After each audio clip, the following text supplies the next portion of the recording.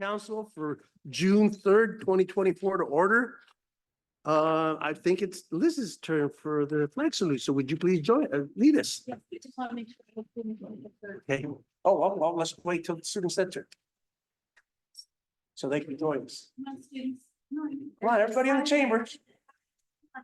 Pile in. Front row is empty. Come on, don't be shy. We won't hurt you. Promise we don't bite. Not today. I already had dinner. Okay, ready? Okay. I pledge allegiance to the flag of the United States of America and to the republic for which it stands, one nation, under God, indivisible, with liberty and justice for all. Thank you. Mary, could we please have roll call? Mayor Pro Tem Scott Funk, Present. Councilmember Liz Silva, Present. Councilmember Lorraine Worthy, Present. Councilmember Mario Orozco, Present. and Mayor Jose Rios. Present. I'm gonna have a couple of changes on the agenda, and it is for expediting this meeting as quickly as we can. There's a lot of things to cover tonight, so we're gonna do the proclamations first. So I'm gonna start with the proclamation for Dr. Ponzio. So consider approval and present resolution number 2024-32, a resolution of the City Council of the City of Gonzales recognizing Dr. Christine C. Ponzio for her her commitment and excellence to providing quality care service to the residents of Gonzales. You know, I read this like 5 times and I can't believe I'm fumbling over it. I apologize. Gonzales, and wishing her well as she retires after 40 years of service.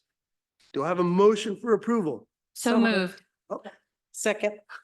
Second. I have a motion and a second. All those in favor, please signify by saying aye. Aye. Motion is approved. The next one is, she's here. She's here. Consider, yes, no, but we're gonna do them all together, all the resolutions, and then we'll move forward to the presentations. Makes no sense to keep going back and forth. That's why.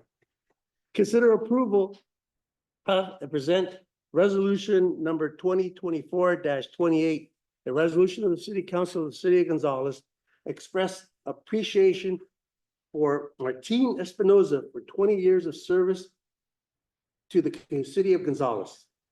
I have a motion. So moved. Second. Okay, all those in favor, please signify by saying aye. Aye. Motion is approved. Jumping back here, and you'll see why I'm doing this, okay? Bear with me. There's a method. There's a method to my madness. Gonzales Youth Council for year 2023-2024 end of year presentation and consider approval of resolution number 2024-03 commending youth commissioners Luke Nagley, and BD proclamation number 2024-04 commending youth commissioner Ayala Castillo. So do I have a motion for approval? So moved. Second. Moved to second. All those in favor, please signify by saying aye. Aye. It's approved. All right, so we'll do the presentations now in front of the podium there. So Dr. Ponzio, will you join me? Mary's going to read the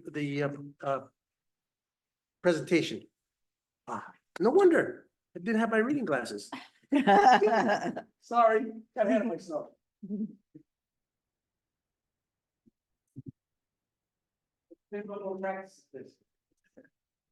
So we have resolution number 2024-32.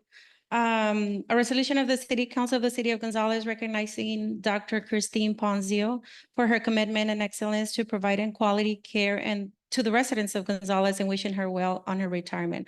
Whereas Dr. Ponzio graduated from UC San Diego School of Medicine in 1981, and whereas in 1984, she completed her residency at the San Bernardino County Medical Center.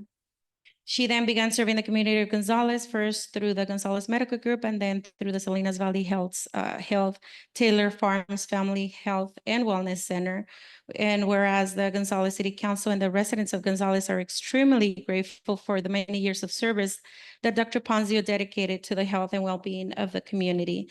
And whereas Dr. Ponzio will be extremely missed by the many patients she has served over the years here. And whereas the Gonzales City Council wishes Dr. Ponzio the best on her retirement and thanks her for everything she has done and for all those years she has helped. Now therefore be resolved that the City Council of the City of Gonzales hereby expresses its utmost gratitude to Dr. Christine Z. Ponzio for her service and wishes her the very best on this next chapter of her life. Passed and adopted this June 3rd of 2024. Now, before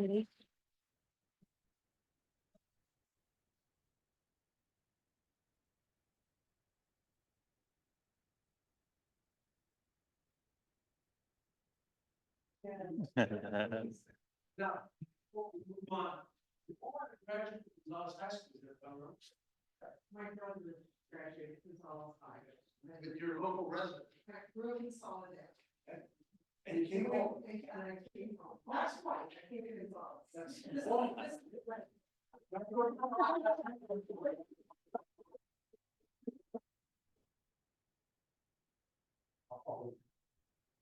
Field trip and I went to. And right here in the middle. Well,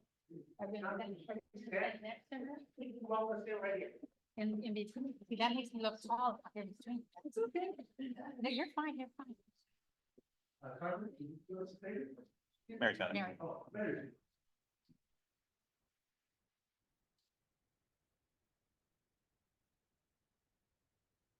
Thank you. Just say yes, Chris. Just say yes.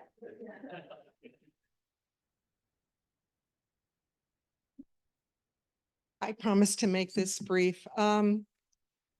It's hard to believe it's been 40 years. I feel serving Gonzales has brought a lot of joy to my life.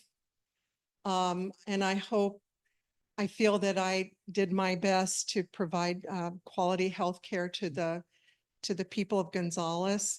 And I am so grateful to see the youth coming through too. And I think this is such a special place with so much community spirit that I hope you never lose it. Thank you so much for giving me the opportunity to serve the people of this town. Thank you.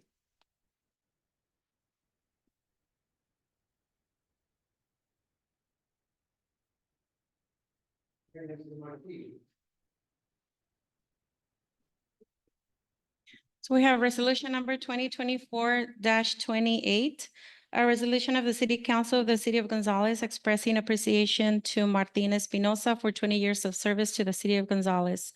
Whereas on May 24, 2004, Martin Espinosa started his career with the City of Gonzales as a maintenance worker in the Public Works Department.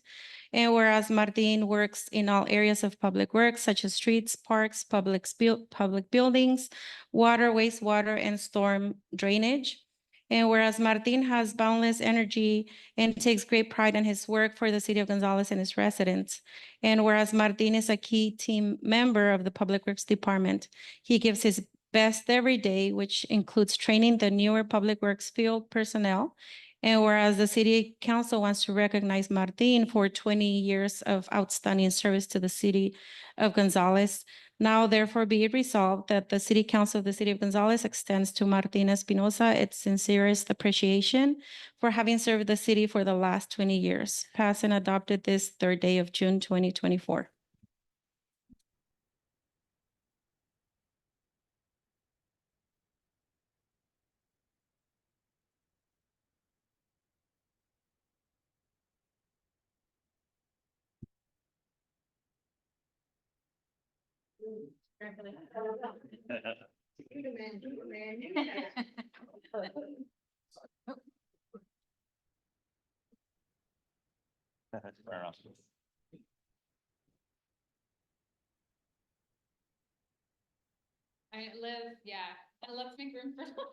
I'm on my tiptoes.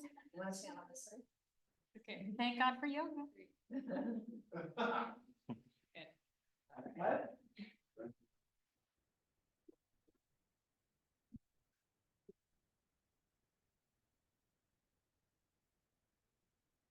Just want to say thank you to all the residents, chief, the two chiefs, public works director, the city manager, my supervisor, everybody here.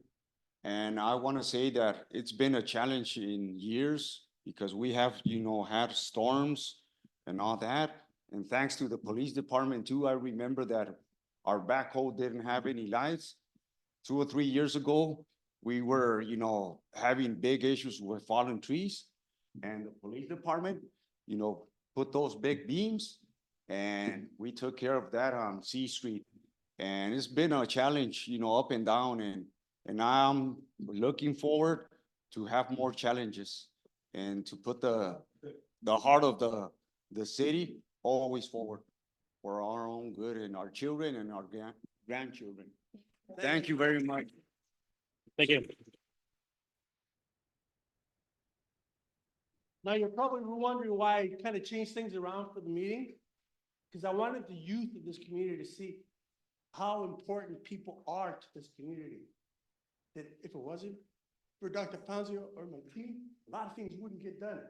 If any of you get a chance, if you can catch it, my team work, it's like, I get tired just watching. Wow. And Dr. Ponzio, 40 years of service to this community? Amazing. But you are the top, the cream of the class.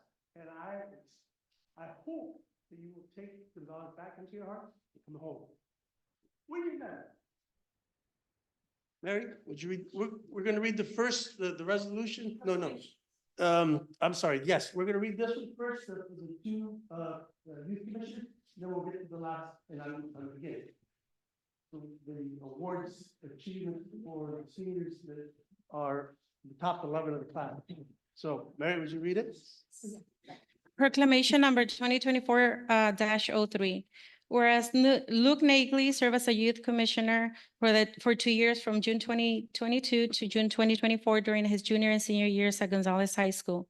And whereas Commissioner Luke Nagley successfully completed the 2022 and 2023 Summer Civic Engagement and Leadership Development Fellowship and collaborated with his fellow youth commissioners to recruit, advise, and foster youth leadership during the school years of 2022, 2023, and 2023-2024.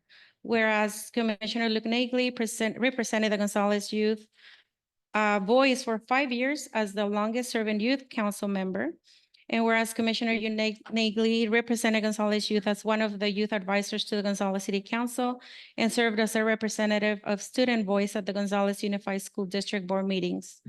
Whereas Commissioner Luke Nagley partnered with the former youth commissioners, the GYC, the city, the Gonzales Unified School District, CSUMB, and other community partners to plan and implement community building strategies and events with especially notable contributions to addressing food insecurity issues during the pandemic by supporting community food distributions, advocating for resources and strategies to address youth mental health, leading a housing research project, making recommendations, and shaping the community center design, leading the implementation of the first ever South County Youth Summit, being one of the 2 youth representatives and presenters for the All-America City Award competition, and being an active spokesperson for change and resources through various means, including live TV interviews, print media reports, and giving speeches where he highlighted the importance of youth engagement and advocacy. And whereas Commissioner Luke Nagley has a long history of civic engagement, he's not only currently serving as one of the city's youth commissioners, but he was also a GYC member before taking on the commissioner role. He's an active member of the University of Santa Cruz Leaders for Earth program, advocating for environmental justice, and has served as the president of Gonzales High School Mesa Club and as the secretary of the Gonzales High School California Scholarship Federation. And whereas Commissioner Luke Nagley is an asset to the community and a strong and dedicated advocate. He's always willing to step in and help, and is an inspiration to his classmates and other youth and adults of our community. Now therefore be proclaimed that this third day of June in the year 2024 by the Gonzales City Council that Luke Nagley is commended for his service, leadership, advocacy, and inspiration. The best wishes of Gonzales go forward with him as he pursues higher education at Hartnell and pursues a teaching pathway this fall. Dated this June 3rd of 2024.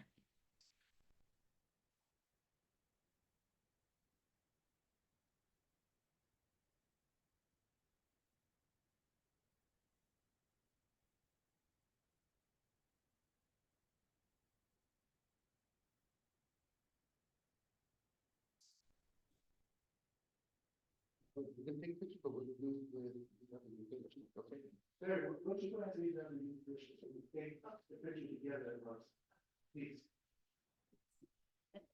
Stand over. Proclamation number 2024-04, whereas Aaliyah Castillo served as a Gonzales Commissioner for 1 year from June 2023 to June 2024 during her senior year at Gonzales High School. And whereas Commissioner Aaliyah Castillo successfully completed the 2023 Summer Civic Engagement and Leadership Development Fellowships and collaborated with her fellow youth commissioners to recruit, advise, and foster youth leadership during the school year of 2023-2024. And whereas Commissioner Aaliyah Castillo represented Gonzales Youth as one of the youth advisors to the Gonzales City Council and served as a representative of student voice at the Gonzales Unified School District Board meetings. And whereas Commissioner Aaliyah Castillo partnered with the former youth commissioners, the GYC, the city, the Gonzales Unified School District, CSUMB, and other community partners to initiate community building strategies and events with especially notable contributions to continue to advocate for youth mental health by leading the data collection and assessment team, conducting presentations on the mental health findings, which led to being published multiple times in a certified medical journal, shaping the community center design, leading the implementation of the first ever South County Youth Summit, being one of the 2 representatives and presenters for the All-American City Award competition, and being an active spokesperson for the change and resources through various means, including live TV interviews, print media reports, and giving speeches, where she highlighted the importance of youth engagement, mental health, and advocacy.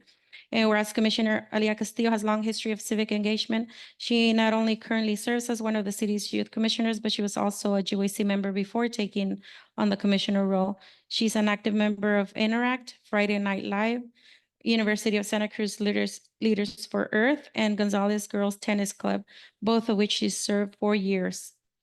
Whereas Commissioner Aaliyah Castillo is a forte to the community and a strong and committed advocate. She's always willing to help and step in, and she's an inspiration to her classmates and other youth and adults in our community.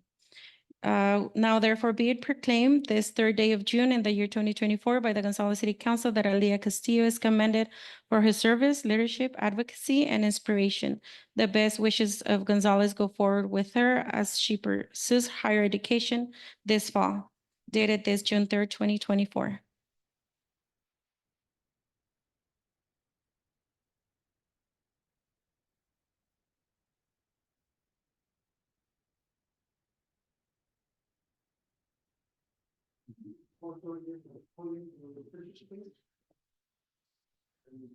Get back and make some comments if you'd like.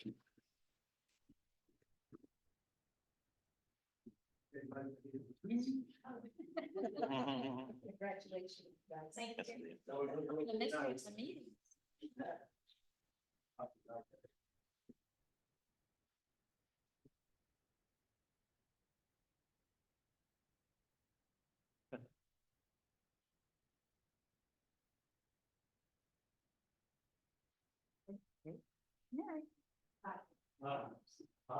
You guys, if I say something, you'll walk me through. I know that you also in the first few feet, so up to you, your call.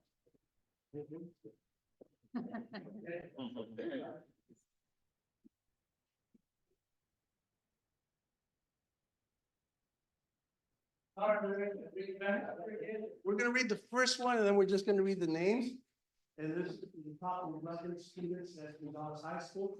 And I'll be honest with you, I went to Gonzales High School, but man, there's only one person I knew had a high GPA. She didn't go to Harvard. But it's really amazing to know how many members of our youth are, this is the top 11, so other people that had 4.0 or better. Unfortunately, we had kind of limited. So it goes from 4.2, I believe 4.55, I think is the highest we can. Crazy, you guys. I'm smarter than I hope to be. But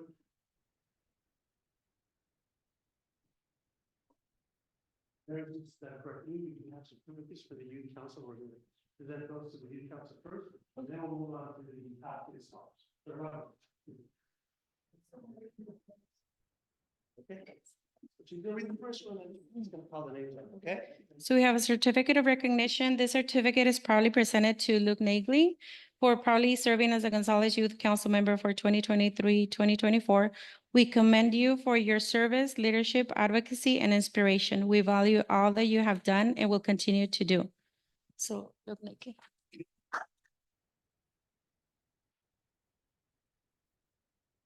Well, very last name. Just read the Yes, names, yes. Lucy, can you stand right here for me?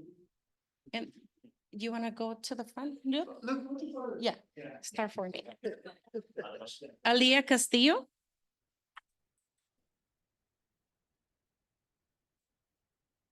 Lisbeth de León Santos.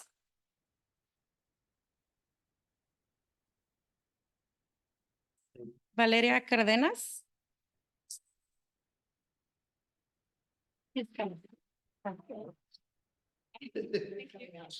Vianey Martínez Valdés.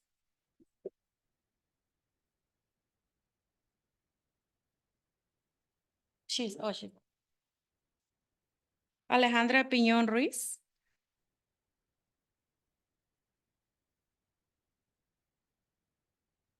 Oh, yes, so they get this, she's a senior, so they will get us that.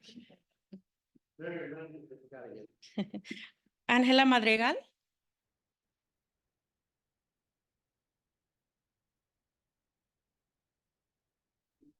Emily Mendez.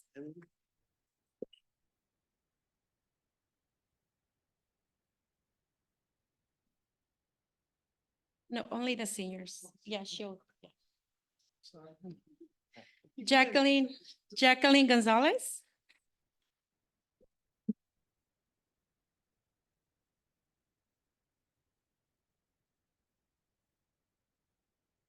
Jocelyn Reyes.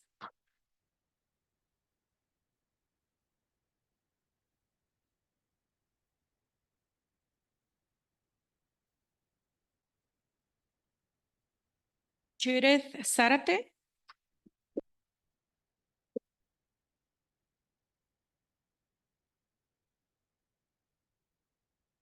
Maya Destiny Flores.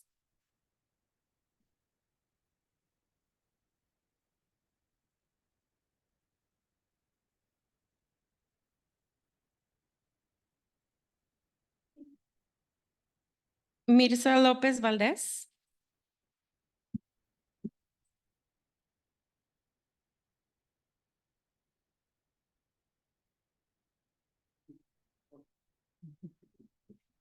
And Sofía Navarro.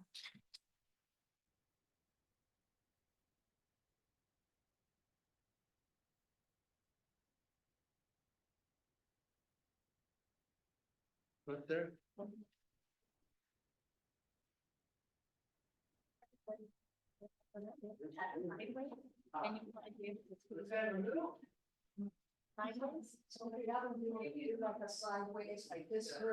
And then this one, look this way, this group look this way, you kind of look like this.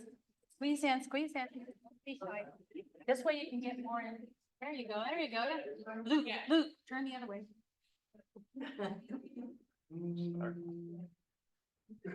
I'm still on my tiptoes. Great. Good job, everybody. Thank you.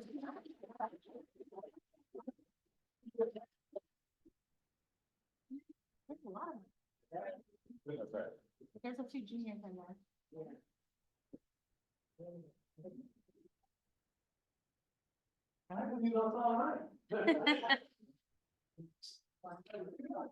Good night, Chris.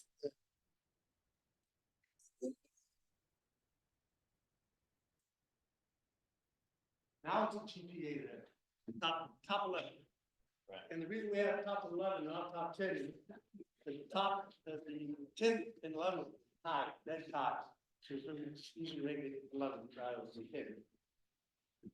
So we have certificates of recognition. The first one goes to Samantha Franco, senior. On behalf of the City Council of the City of Gonzales, we would like to express our congratulations and recognition for attaining a grade point average of 4.23. We're proud of your accomplishment and for representing your school community and families with the highest degree of integrity and dignity. Once again, congratulations and go Spartans.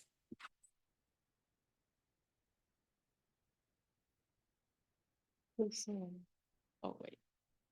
Yes. Next, we have Luke Nagley with a GPA of 4.23.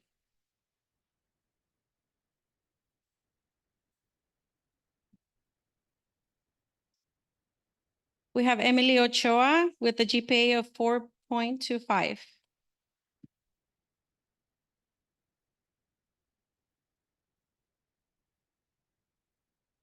We have Nicholas Fender with a GPA of 4.29.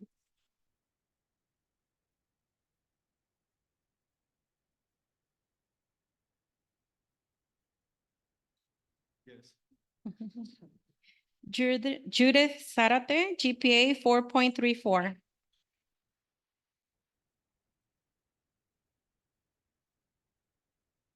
Alejandra Piñón Ruiz, GPA 4.43.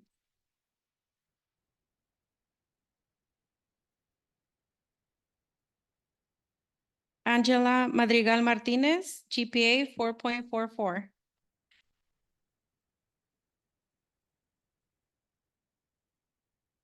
Anixia Davila, GPA 4.47.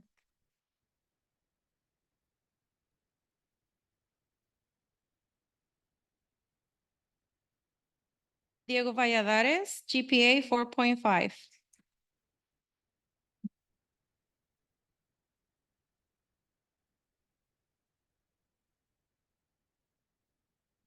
Josiah Uribe Lopez, GPA 4.55.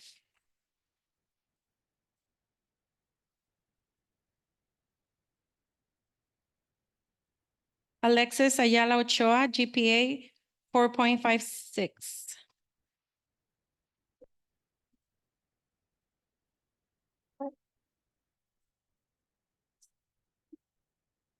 So tonight you received a certificate from the entire council. My wife and I wanted to do a little something special for you. In that envelope is a little money award. And it's, what we would like you to do is before you really start the heavy studies, go enjoy yourself. Take a movie in, pizza, hamburgers, whatever makes you happy, go do it. Okay? Because the next 4 years or 3 years or whatever years you decide to study, it's gonna be hard, but I know you are all capable of it. With those kind of GPAs, I can do it, anybody can.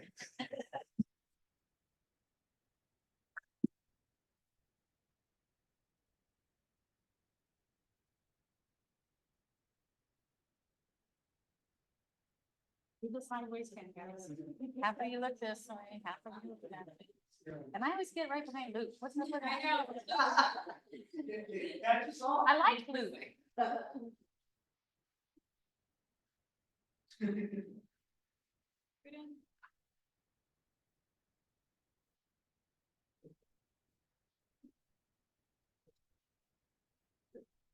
Congratulations. Awesome job.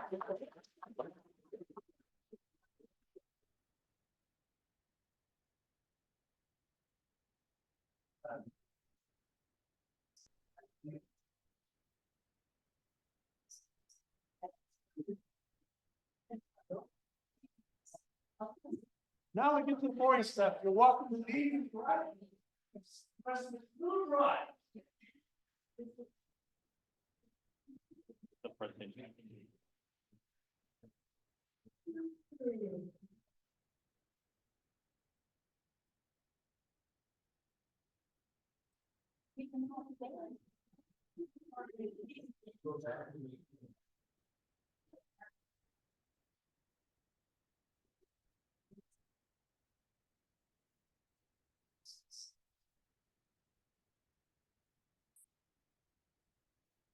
Some presentation, right? Excuse me? You council, they still have a presentation. Yes, yes.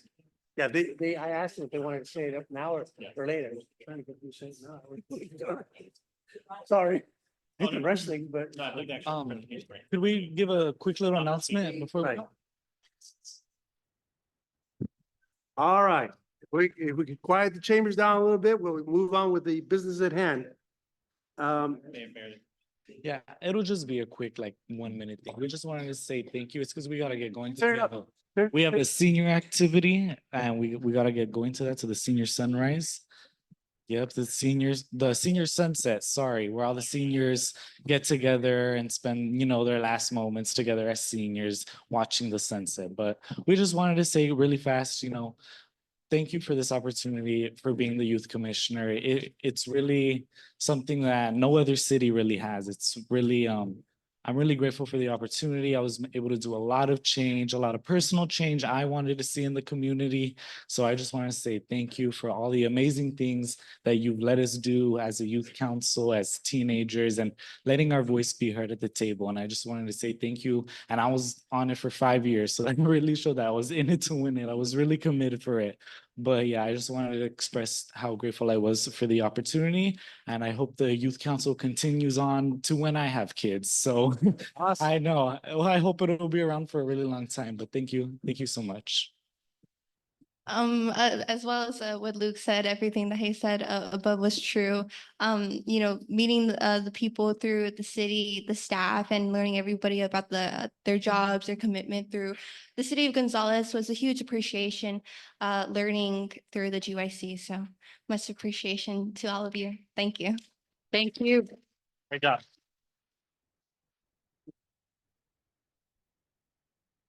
All right, so next on the agenda is item number 6, safe and sane fireworks sale. This is just an informational item, is that Yes, correct? correct, Mayor. Mayor, council members, there was a request at the last meeting or the prior to meeting that the folks who do benefit from the Safe and Sane fireworks came before you and just shared a little bit about what they do and the money that what they use the money for from their sales for and how it benefits our local communities. So they agreed to come and they're just going to share a little bit about their sales and again the contributions that money does to our young people here. I think both right? Larry and Eddie. I guess I'll go first. So I'm Eddie Ramirez. I'm the head coach of Gonzales football. I wrote it out because otherwise I'm gonna ramble otherwise. So, so first I want to thank you for letting us through our booster clubs, show bearers, conduct a fireworks fundraiser in the past. I'm also here to ask you, please consider allowing us to continue to do so. To give you an idea of the impact that this fundraiser has for us, our booster spends an average of about $20,000 a year on football. A lot of that goes into is from uniforms. We like to give spare packs to the kids. Most schools charge the kids for that. We like to give the kids as much free stuff as we can. And of course, we feed what is it, like 60 kids, 10 games, so that you can imagine the food bill on that. Last year, the fireworks fundraiser raised us $14,000. So if you exclude the one-time donations that Shield Bearers they were able to do 3 other fundraisers, which netted us $3,500, $3,000, and $500 respectively. So roughly around $7,000. So doing the math, fireworks fundraisers raises up to 70% of our yearly operating costs for us. If we could equal the same results of our best fundraiser last year, we would need to do 4 outstanding fundraisers to equal what the fireworks fundraiser does for us. And if we did the worst one, the number goes up to 28. All right. So it would take us between 4 and 28 fundraisers in order to replace the amount that the current fireworks fundraiser raises for us. And the truth is that without the fireworks fundraiser, we had to go back to when I first started coaching, which the coaches would have to put in money so we could buy cameras. We would iron on patches on shirts so that the kids and the coaches can look like a team. We would have uniforms that were just mismatched from the last decade. Sometimes I got to see kids literally switching jerseys on the sideline because we just didn't have the same colors and the same numbers. Right. So the fireworks fundraiser has helped us modernize and bring our football team equipment wise into the 2020s. So thank you very much for allowing us to do the fundraisers in the past, and I hope that you'll let us keep going, keep doing that in the future. Good evening. My name is Larry Rodriguez, a member of the Spartan 300 Club. And it's pretty much the same with the numbers that we were getting from Mr. Eddie Ramirez, or Coach. And, you know, thank you. Again, thank you for allowing us to sell, because this year alone, we were able to award about $20,000 scholarship money to the high school kids. And so we were able to add maybe a few more kids on that list. And that was a big impact. So, you know, without it, you know, again, we would have to do, and I don't know the numbers exactly, but a lot of car washes and bake sales to even match that funding. You know, we also have a child in need program.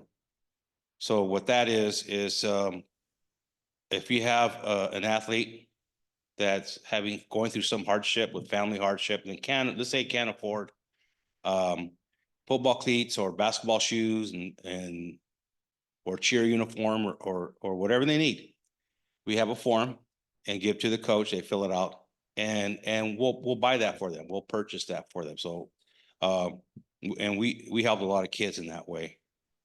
So there's other things that at the top of my head, I mean, there's so many things that we do other than that.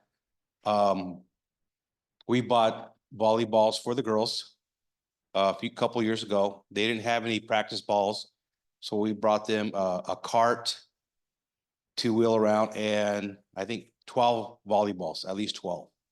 That's something they really needed.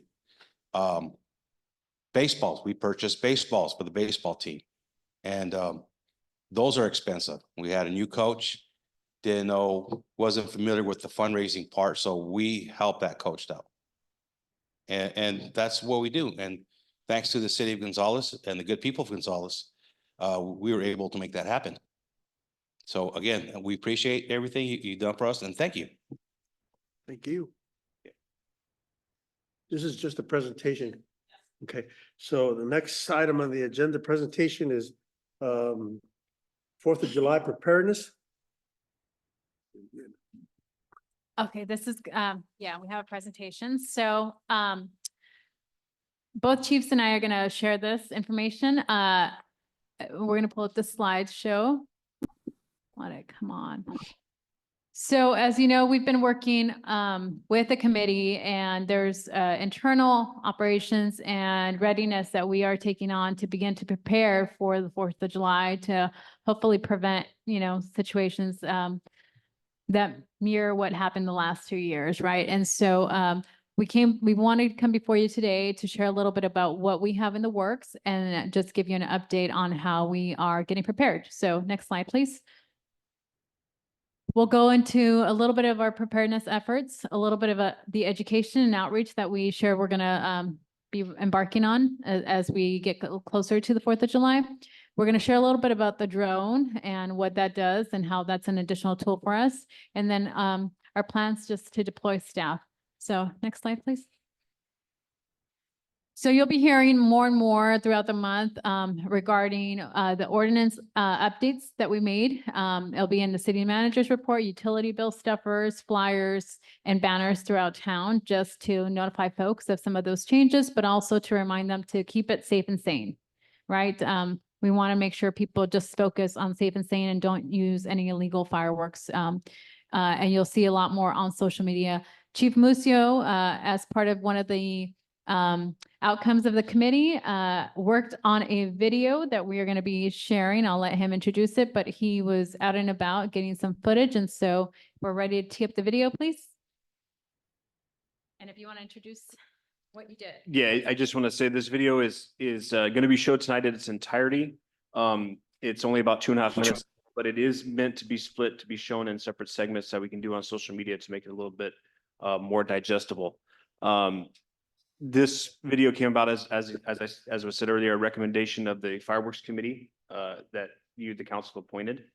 And I wrote it. Writing's great, acting is meh. But anyways, take a look.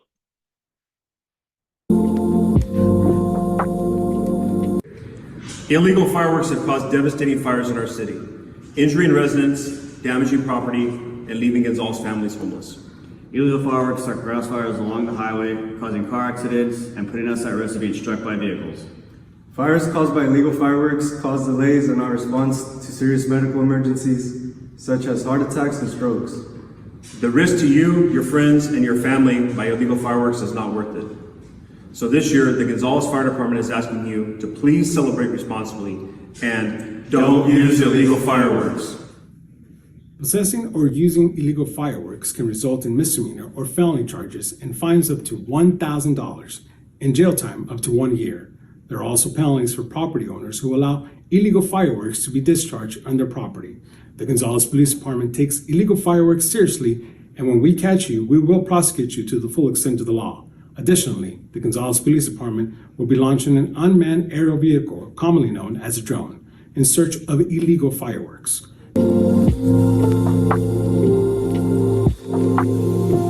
The Gonzalez Police Department is asking you to please celebrate responsibly this year and do not use illegal fireworks for your safety and the safety of our community.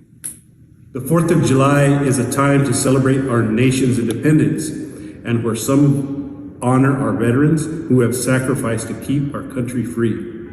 The use of illegal fireworks has a negative effect on many of our veterans, especially those suffering from post-traumatic stress disorder, commonly known as PTSD. Those loud explosions and bursts of light can lead veterans into a harmful state of anxiety and prevent them from enjoying the time that should be celebrated. The Gonzalez American Legion Post 81 is asking to please celebrate responsibly this year and do not use illegal fireworks. Fireworks terrorize our beloved pets, causes them to display aggressive behavior, hide in fear, or to often run away from their homes and never return. Our pets are part of our family, and their needs and safety and comfort should be taken seriously. Remember, our pets don't have a voice. It's up to all of us to make sure that they feel safe and protected. On behalf of all of our furry friends, I am asking you to please celebrate responsibly this year and don't use illegal fireworks. Thank you. That was really good. Very well done. Any additional questions or Oh, comments? it's still going. Oh, sorry. My apologies. Next slide, please.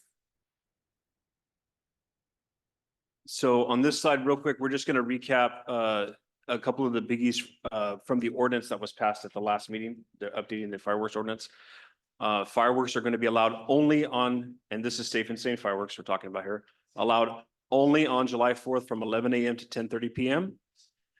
They must be discharged in clear areas, areas clear of dry grass and 15 foot from buildings. And I will be doing another video regarding the safe use of safe and sane fireworks here in the next couple of weeks. It's going to be much shorter, but we'll get getting that out pretty soon. Anyone caught with illegal fireworks will be cited. And finally, property owners can potentially be held liable for violations if evidence proves that illegal fireworks were discharged from their property.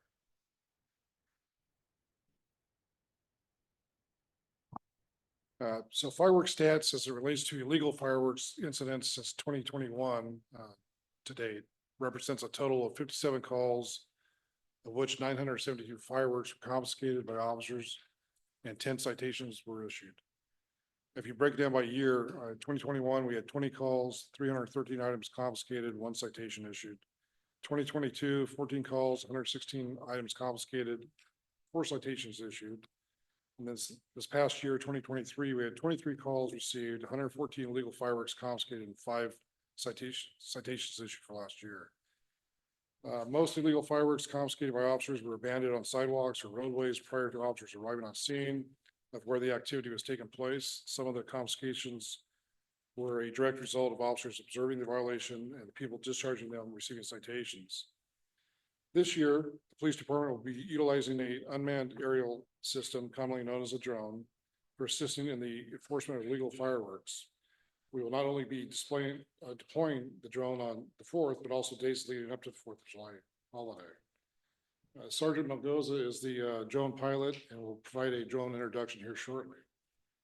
The police department has developed an operational plan this year and will be on maximum personnel deployment, having officers assigned to all areas of the city, both in marked and unmarked vehicles, and some officers on foot, not only in uniform, but some in plain clothes as well throughout the neighborhoods. Specifically looking for illegal fireworks and violators who will be cited. For all the firework related issues that arise being classified as emergencies, such as fires, injury, etc., 911 should be called and utilized. All other non-emergency calls should be directed to the non-emergency dispatch number by calling 755-5111 for response needs. And with that, I will turn it over to Sergeant Melgoza, who will introduce the UAS drone. I'm Sergeant Melgoza. So I'll be turning on the drone. It's going to be a little noisy, so.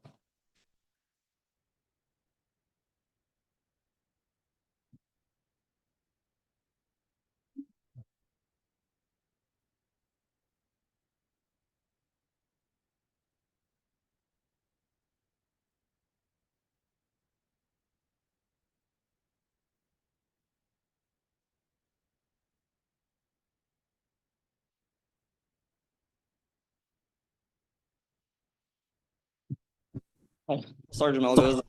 I'm the department certified drone pilot. I put myself through the Part 107 FAA class. I paid for it out of pocket and I paid for the exam out of pocket as well. So that way we can get this program up and running faster. I also applied for 2 certificate of authorizations for our agency, so we're allowed to fly with our own pilots and self-certify. I also applied for a beyond visual line of sight in case of an emergency. We are authorized by FAA to fly beyond visual line of sight of the UAS. This is only for emergencies like active shooter, and we have to go around a building. And so she's a little loud. I did put together one of our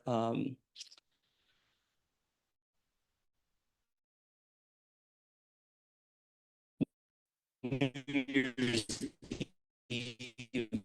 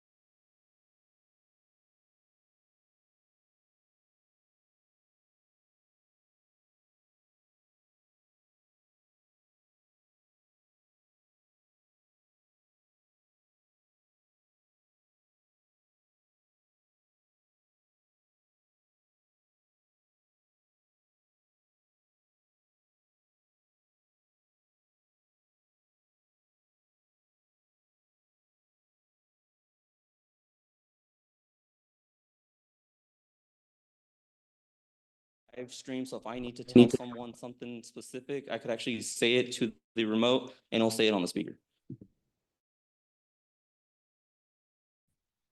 So yes. It has collision avoidance on the top, the bottom, the front sides. And then there's a redundancy system, so there's two sensors on every side in case one does go down. It also has the ability to land, which is 3 propellers. It will take itself down.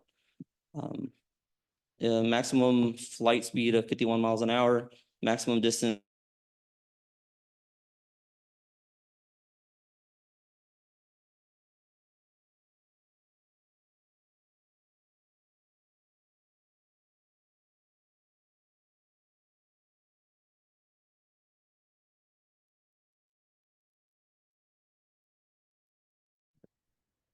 So it also has a FLIR. It's a forward-looking infrared, so it can heat in the air. So one of the other videos I was going to show is it shows me. I believe it's on Short Road. I was just flying near the river, and I detected 3 heat signatures, which are 3 deers out there. So it's a great training area because there's nobody around, and let me lower the volume.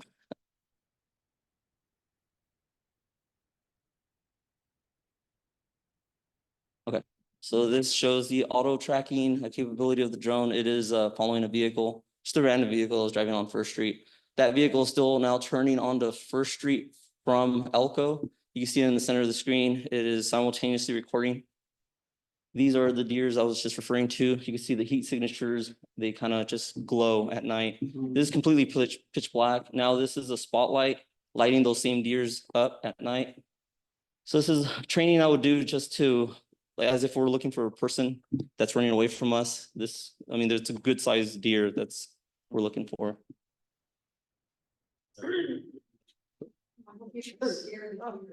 Well, I mean, so this is a house that we found during New Year's Eve. I saw it light from far away. I zoomed in, then I came in at an angle, and this person was contacted, and he claimed it was a sparkler that he had in his hand. And as you can tell right here, he's gonna raise it up in the air and he's gonna fire it. And I want you to look at the embers as they land on the rooftop. It's his own rooftop. You can see them glowing. It is flickering on this video, but it's normally pretty smooth. And you can see them landing. That's what causes fires here. Luckily, those are like ceramic rooftops, but it just takes some wooden roof shingles to ignite. And then not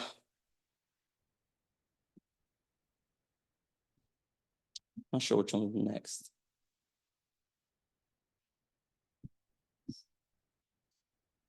Yeah, he said it was a sparkler. He was very adamant it was a sparkler. Yeah. So later on, when the officer does respond, we could confirm who it was based on the body cam, and I could tie 2 and 2 together for prosecution on that person. Good. There we go.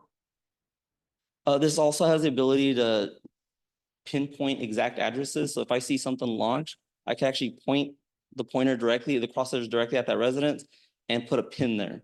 And if there's multiple going off, I could put pins at every one of those residences, get those coordinates later, and go out there and send officers out there and respond. Yeah. It is frozen. I'm not sure. There's a video after this one.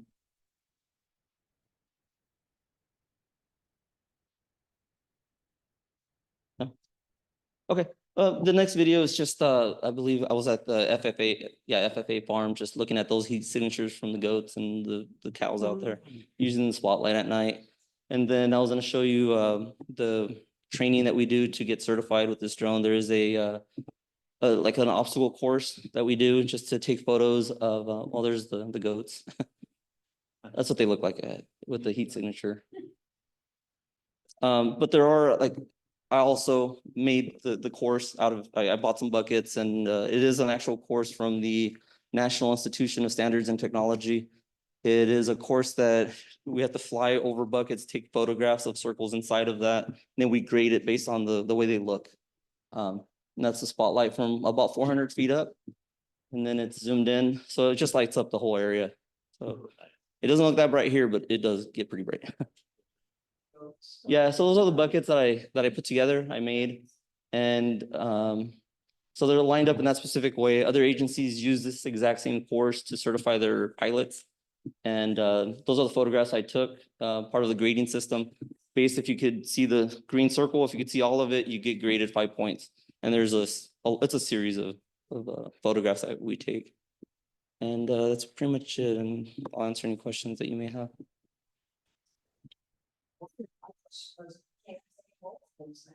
Because as we all know, the night of July, there's gonna be a lot of activity going on. Yeah. Oh, have you already heard some? Yep. So you can take up to how many? Well, unlimited amount of points, but the problem is getting to the location where it's occurring and then targeting that area first.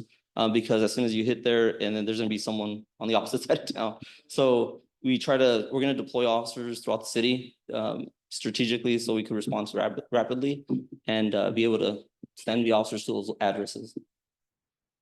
Chief. It's too bad this couldn't be part of the video that you're gonna be doing to show the public. The drone, the actual drone. Zoom in on that house. Yeah. Yeah, that'd be good. Which chief? Talk about it. Which chief, You actually Maria? see it. Chief Jason, right? Jason?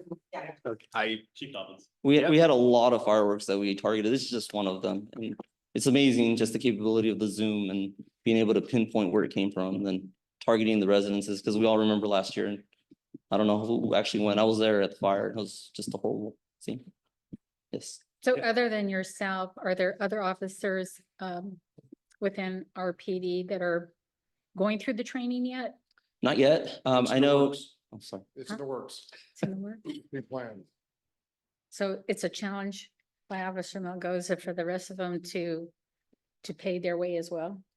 I'm just, because you said you paid your. I your did. fee. Yes, I paid because I wanted to do it. Come in. Because I've been flying drones since 2015. So Okay. about 9 years now. Would you So- want to share the cost on that? If I'm what? How much did it cost? How much does it cost? The training course that I paid for was about $150, I believe, but then you have to take the test for the FAA. I did that at the Watsonville Airport. And that They lock was- you in a room and you gotta take a test online. And then once you pass, you get your pilot's license. How much was the test? It's in the hundreds. I believe it was like 150, somewhere around that price range. And then you have to continue with the ongoing training as Correct. well, certification. So every month we do 3 takeoffs and 3 landings in order to keep the certification. So we do that on a monthly basis. And the initial training was that bucket training. We do that once just to make sure if the pilot's never flown, they could maneuver the aircraft around the buckets. And we do like 360s. We go around in an orbit. We go over them. So it teaches you every maneuver that you should be using while you're flying. Thank you for taking the initiative. Yeah, absolutely. I loved it. Amen. So So I gather you'll be working the 4th of July then. absolutely. Okay. It is my day off, but I'll be there. So there's one more slide that actually does speak to that. I'm gonna shut up. This represents countywide calls for service on the 4th of July. From those various agencies that are initialed there. I think we're like 4th down, GZPD. Ours represents, like I said, 23 firework incidents, 4.97% of the total calls for service in the county that night that were routed through county comm anyway. And the blue, the black and blue down at the bottom chart indicates times throughout that day. And at 2100 hours, which is 9:00 PM, shows the most calls coming into the center. I think it's 138 calls. It ramped up to that, then it tapers off through the evening. But we get charts like this occasionally from county comm. Actually, every year, at the end of the 4th of July cycle, they send them out. And it kind of paints a picture as to the times involved when they're being used the most. I know sporadic throughout the days leading up to 4th of July, it's random, but 4th of July, this speaks volumes and it tells us, you know, for max deployment purposes, times, stuff like that, for budgeting reasons, when we need to ramp it up and whatnot. I think there's, was there another slide to that one? That's it. Was it? I think it's one for some of those agencies, like who is SSP? Soledad Police Department, maybe Salinas Police Department. Salinas. Yeah, it's confusing. Salinas was just SPD. Well, I can tell you by looking at their stats, let's see. Because SPD is. SPD 's SPD Soledad, SSPD is Salinas. Just to distinguish. Or Seaside, I'm sorry, Seaside PD. Which one's Salinas? SS is Seaside? Yeah. And which one's Salinas? SPD would be Salinas. SLPD is. The SPD is probably Salinas and SLPD Soledad.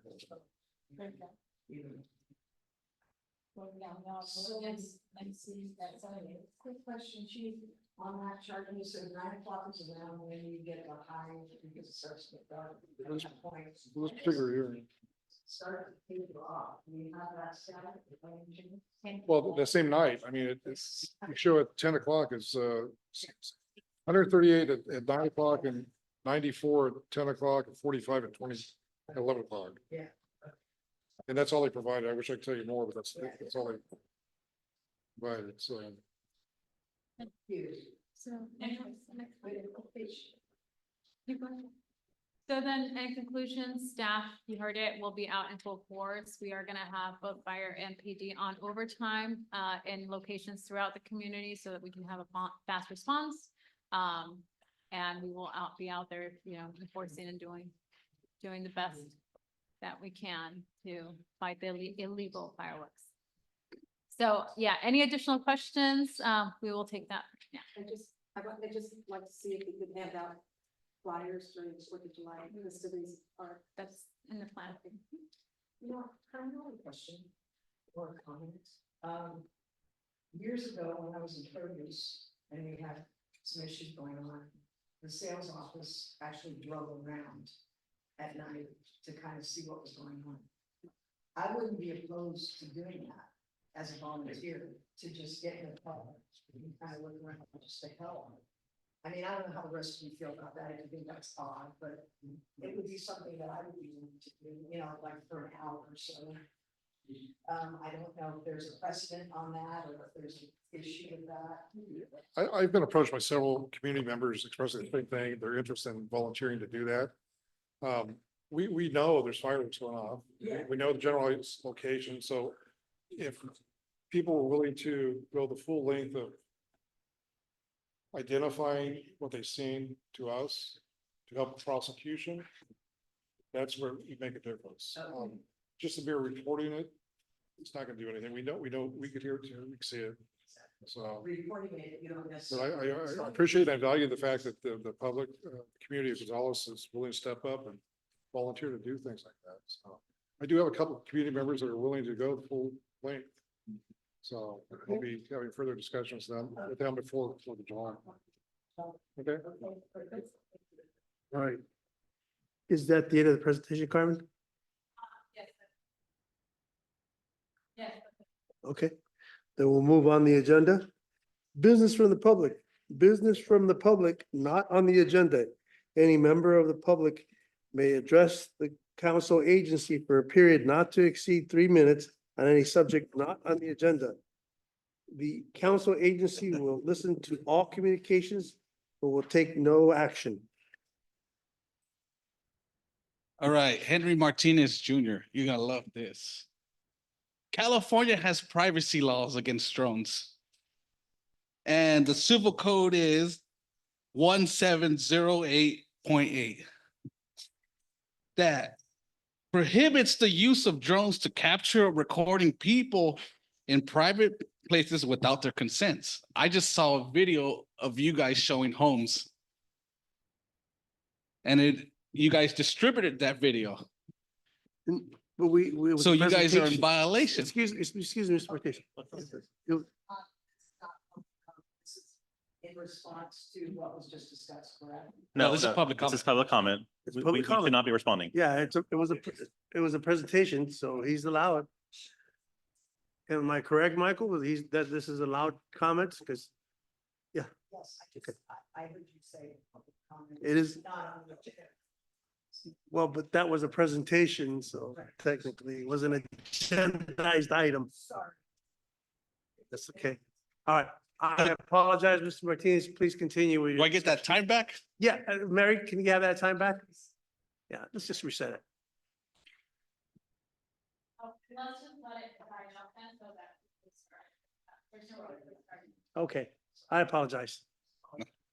That just means you get a little more time, Mr. Martinez. Okay, so Just wait. Are you ready, Mary? No, she. can't restart. Oh, so we just stand here then. Just have to- Because then when you start all over again. You know, we can start because it just continues going. So it's at 1:42. Yeah. Can you stop it and restart? Can you stop and restart? Yeah. Okay, then just do that. Oh, there we go.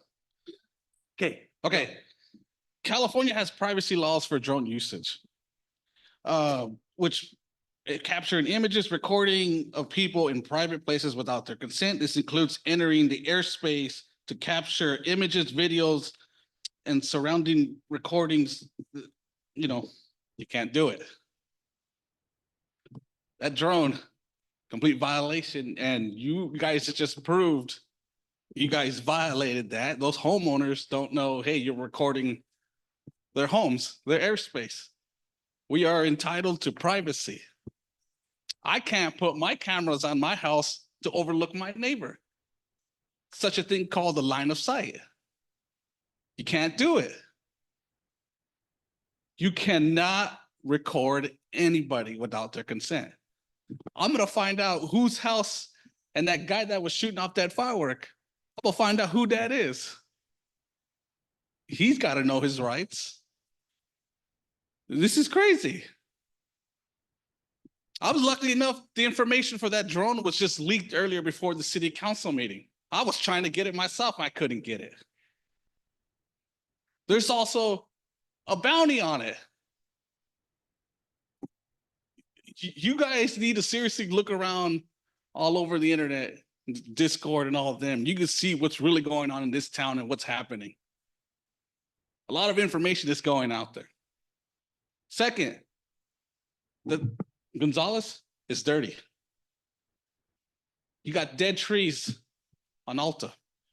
You got weeds all over town, overgrown. You guys' ditches that you guys put on Center Street are covered in weeds, dry. Where's City Works?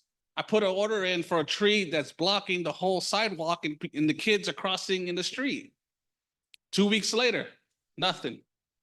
I went in the office again today. I told them, let them know.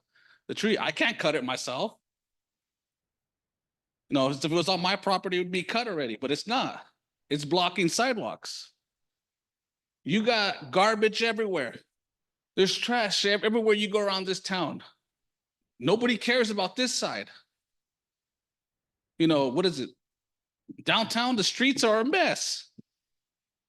It's some spots it's dirt. Like what happened to the top layer? It's gone. And here we are spending money that we don't got for a drone. You know, of course, you're going to get fires the way things are now.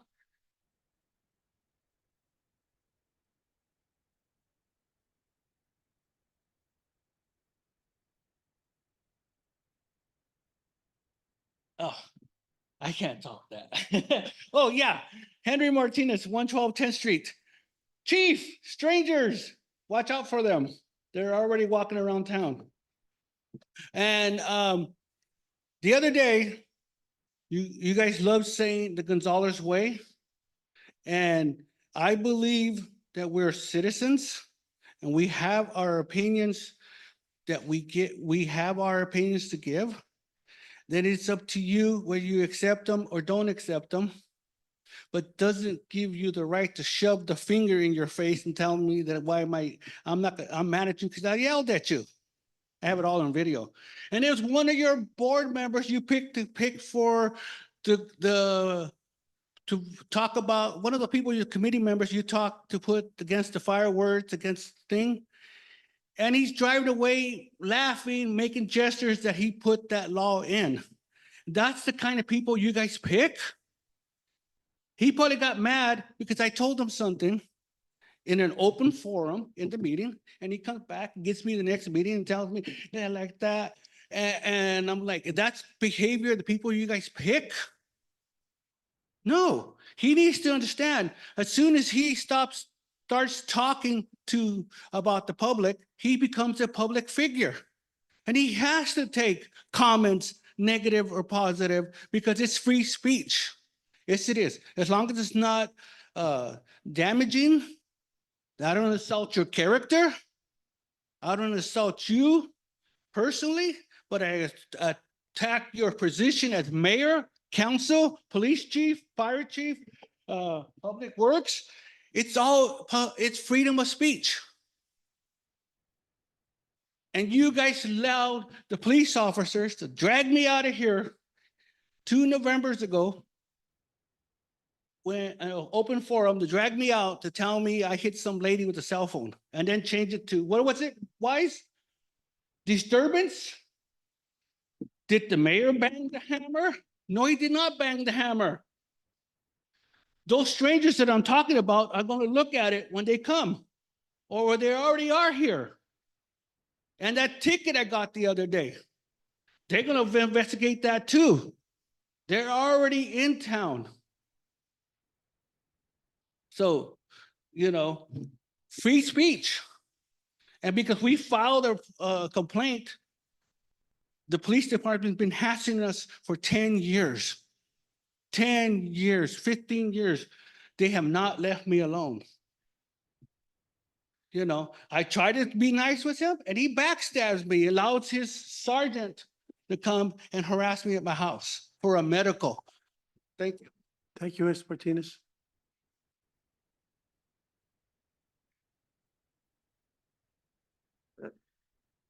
Anyone else for the public? Rosa? Rosa Rodriguez, 307 Ayrshire Way. This is like a very mixed meeting because it started really positive and really, I was really happy. And in regards to our youth council, in regards to choosing our top, high school students and kind of giving them kudos and, saying, please come back and service your community and help out your community. And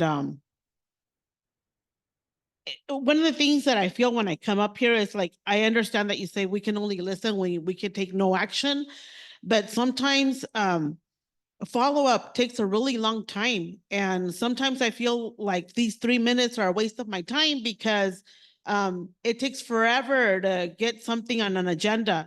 And when the previous council was on there, it was, okay, we'll listen to you, but then we're going to agendize something and come back with an answer. So far, I'm happy in regards to the video. I'm really happy about the video. I'm happy about the drone. And I'm happy about the education that's going out to the community. And I know there's a lot of things that have to be addressed and the staff is limited, I understand that. But again, they want proof. I have proof. There's only one line of homes that lives behind my home.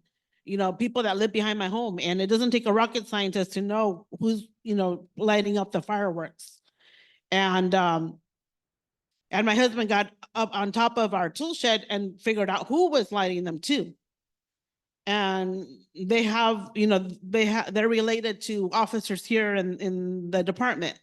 So it makes me really upset. And, it doesn't matter that they're related or not, because whatever they do is on them and not, the police are there to enforce it. But, hopefully they get the picture that I'm taking pictures and I know who it is.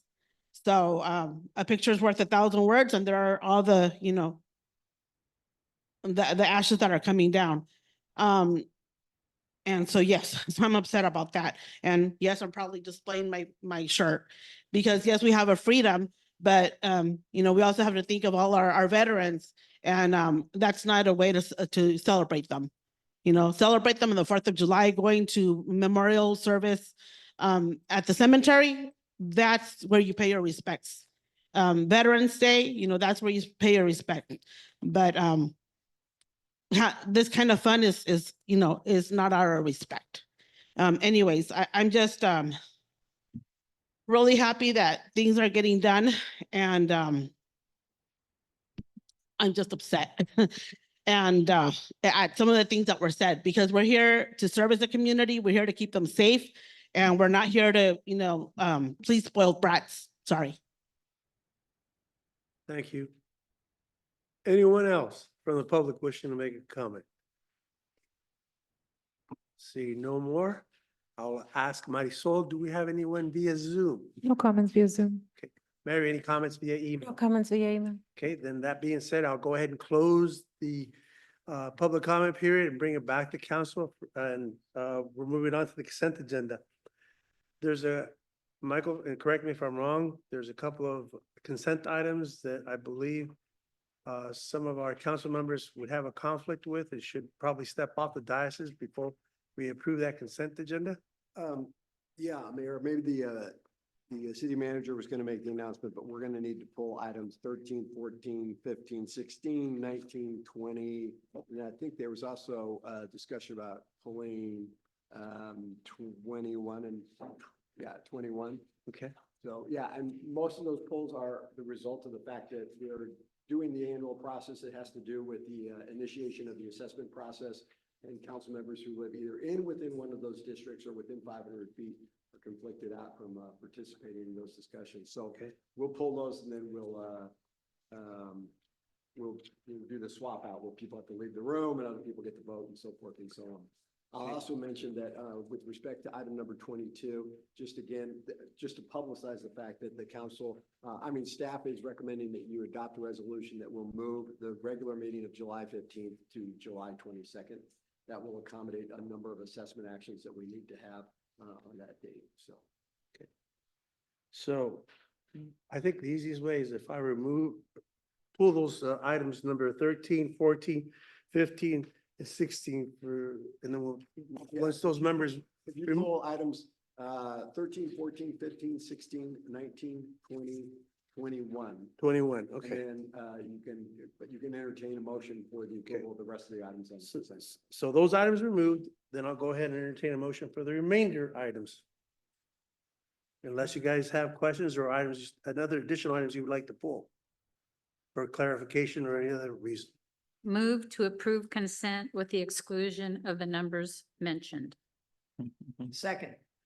So I have a motion and a second. All those in favor, please signify by saying aye. Aye. Aye. Opposed? Motion carries. Because items 13, 14, 15, and 16 are a conflict for Mr. Orozco and Mr. Funk, I will ask you to leave the room. No, actually, we're gonna do it this way. We have different people that are conflicted out for different assessment districts. So let's just take them in the order that we pulled them. That's probably gonna be the easiest, and we have to leave the room. So the first resolutions that we would be considering are the California Breeze. I think, Scott, that you have the conflict for the California Breeze, so you wouldn't mind just leaving the dais and going into that little room out there. We'll come get you after that. Soundproof booth. We can have a motion for both resolution 2024-18 and 2024-19. Those are the California Breeze items you have before you for the initiation of the process for the assessments. Those are for the benefit assessment district and the parks and open space district. So I will take a motion for approval on that. Okay, just a Oh, point of discussion? just a real quick point of clarification, because we have something, I think, further down in the agenda with regards to that ballot measure that we're going to propose that has nothing to do with this tonight. So This is just the normal stuff. This is the normal stuff. So we're doing belt and suspenders. We're gonna go through the normal process that we would go through for the California Breeze assessment districts. Okay. And then there's another item on the agenda that proposes to have a Prop 218 election to increase the assessment for that particular set of districts. If that fails, though, we want to make sure that we have Got it. the other set of assessments. And that's just for California Breeze. Correct. And I also will reference and it's in the staff report, but that in this upcoming year, there is no, the maximum assessments that could be assessed are all being increased by the CPI. But the actual assessments that are going to be imposed for fiscal year 2024-25, there's no increase proposed for any of the assessments. So it's status quo. Status quo. All right. I'll move to approve items 13 and 14 as presented. Second. Okay, I have a motion and a second. All those in favor, please signify by saying aye. Aye. Opposed? Motion carries. All right. So then the last two that we gotta handle is the The next Canyon two- Creek. Yeah, the next two are the Canyon Creek. So, So Maria, that would call be Scott back in. That's 15 and Please. 16. Oh, I'm that's not in not you? Canyon Creek. Oh, you're not in Canyon. I'm in Sunrise, so I'm in the one before it. So Canyon Creek does not affect me. No, We better. It look at doesn't. that. Let's- Mm-mm. Let's take a quick look. Yeah, because Sunrise doesn't have an assessment district. right. We don't have, we don't have. a Let's make one. Yeah, Thank you, Scott. I think it's weird that we don't. So, Oh, because my house is, I don't think it's 500 feet though. I Right think in the it's- middle. It might be close to Canyon Creek. Yeah. Let's see. So we have her. No, that's the firework ban. No, don't say that. That's her. Yeah, I think that it's hard for me to tell, but we. I mean, I decide- can though. I mean, if you I think feel it's more south comfortable, here, but you- yeah, I'm okay with that, So sure. both Lorraine and- Maria. So I'm gonna go around.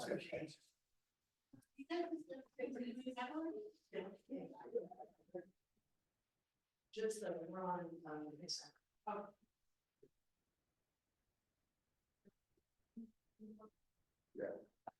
Sorry, it's, Just for, except for Jose and myself. we're on this side. We're on this side.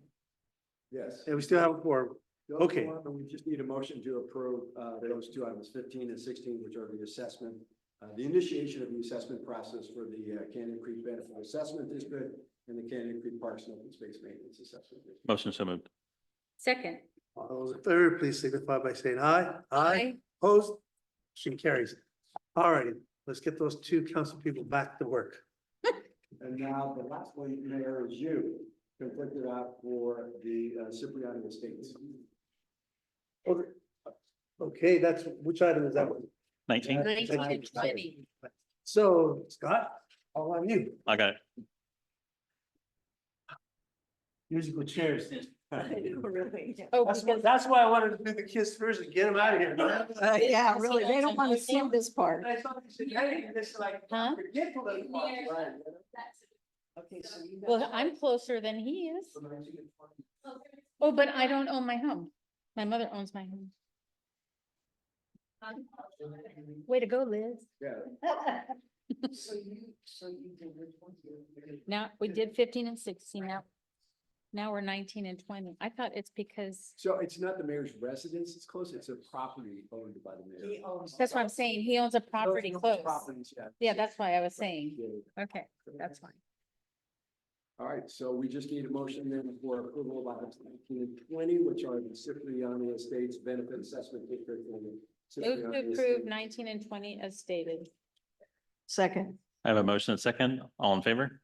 Aye. Aye. All right, 19, 20 is approved. And we did 21 and 22 already. Yeah. No, we have to do 21. We just pulled 21, 22, which is an announcement again. I just wanted to say it out loud. Got it. Public. Yeah. Which is. Yeah.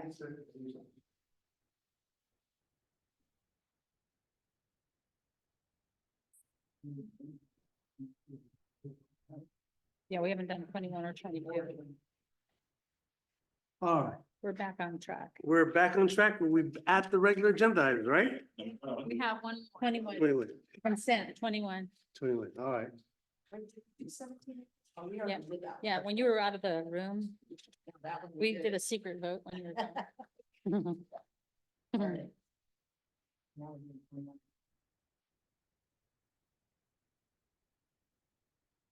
Let me flip those. 21. 21, you got it. 21.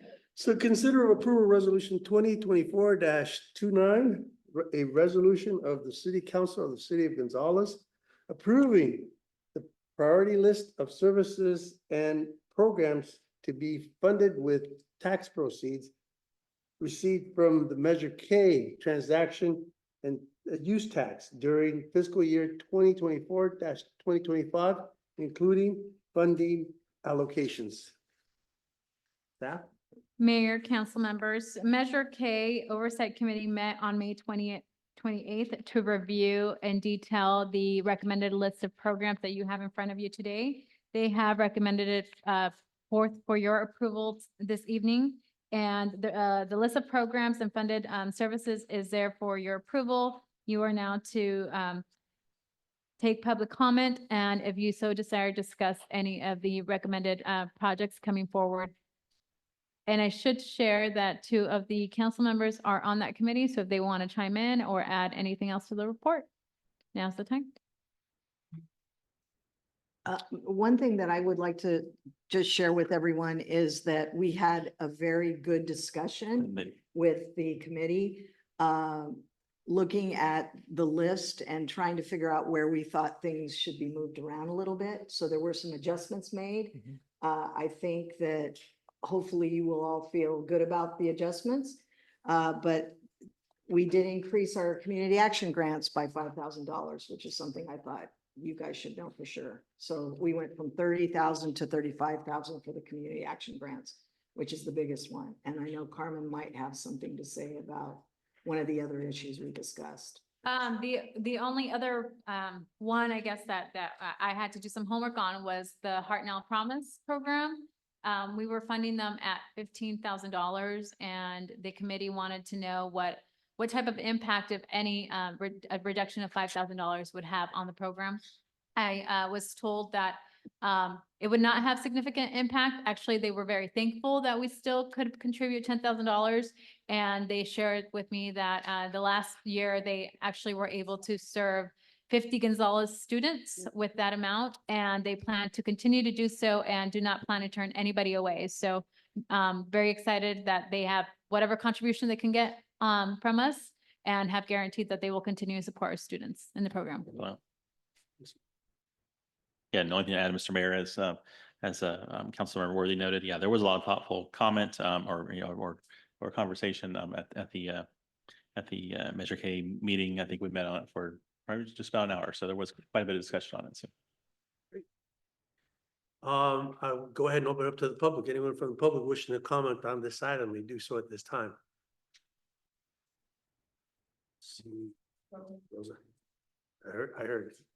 Didn't see her, heard. Rosa Rodriguez, 307 Northshire Way. In regards to the Measure K, I've been very, very happy that we have, I call it a program, because in turn, the money goes out to the community so that they can actually use it to help our community. And I personally benefited from, food from the Salvation Army. I've also been invited to the seniors, Seeking Seniors, I think is what it is. Lupe, it has been awesome. And also, I think her name is Jeannie. Jean. Yeah, she also helps the youth. And there's so many programs, and also money goes towards, the Cinco de Mayo, the 4th of July, and so forth. So without those monies, we wouldn't, what would be funding Gonzalez, right? I wouldn't want to be here if we didn't have all that. And I'm still waiting for the grape stampede. But yes, I appreciate every single one of those volunteers that donate their time, because believe me, without their help, a lot of us would not be able to probably, make it. And I'm saying seriously, because I'm saying a lot of people depend on the food. A lot of people depend on, a lot of the programs. Even depression, for seniors to have somewhere to go and be able to socialize and, receive services and whatnot. So I'm just very grateful, and I'm not sure if Padres Especiales Unidos are still on that list, but they were also helping, the students a lot, and that, that is dear and near to me.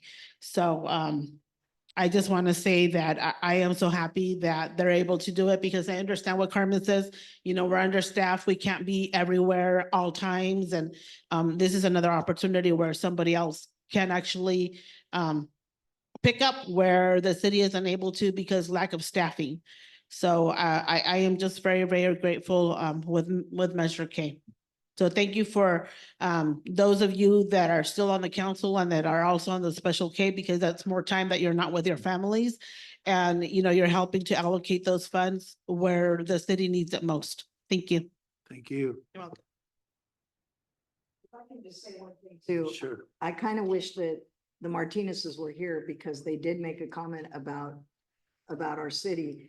And there is some money that we allocated for a beautification project in there. So, which is something that is near and dear, I think, to everybody that's sitting up here. So thank you. Thank you. Seeing no one else running to the podium, then I'll go ahead and ask Marisol, do we have anyone via Zoom? No comments via Zoom. None? Oh, thank you. Mary, any comments via? No email? comments via email. All right, then I'll go ahead and close the public comment period, bring it back to council. You don't really need a specific action from council, is that correct? Yeah, we can prevent. Okay, so, all right, so I'll entertain a motion for approval of this consent item. Move to approve item number 21 on our consent agenda as presented. And second. Motion and a second. All those in favor, please signify by saying aye. Aye. Opposed? Motion carries. All right, now we're moving on to the regular agenda items. Oh, No, 22 is first. we didn't pull 22. He just made the, right. Yep. Yeah. 23. The only thing is he made a comment about it. As an audible, yes, correct.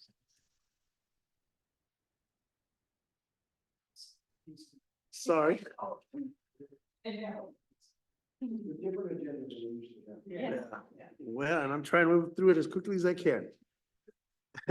Okay, next is item 23, Gonzales Police Department, AB 481 Annual Report, Staff Report. Oh, okay. I'll go ahead and do that. So I'm going to be quick about this. If you recall back in 2022, in response to a new law that was passed, the city adopted an ordinance approving the Gonzales Police Department manual policy on military equipment. The ordinance establishes the process and procedure for the retention, funding, use, and acquisition of military equipment by the city's police department. The law also requires the city council to review the policy on an annual basis. And there's another requirement that requires the police department to prepare on an annual basis an annual military equipment report. This is a report that basically discusses a summary of the equipment that the city police department actually has and uses, how the equipment was used, reference to any complaints or concerns received about the equipment, and then the costs that are associated with both the training and the use. And so the police department has prepared its annual report for 2023-24 and submitted it.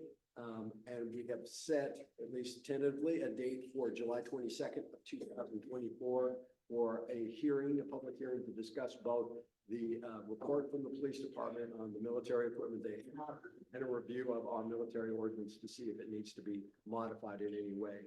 The item before you today is just to accept the report that was submitted by the police department and then to direct staff to take the necessary efforts to publicize the fact that we will be having this meeting on July 22nd to comment on the annual report and comment as to whether or not we need to do anything different with the ordinance.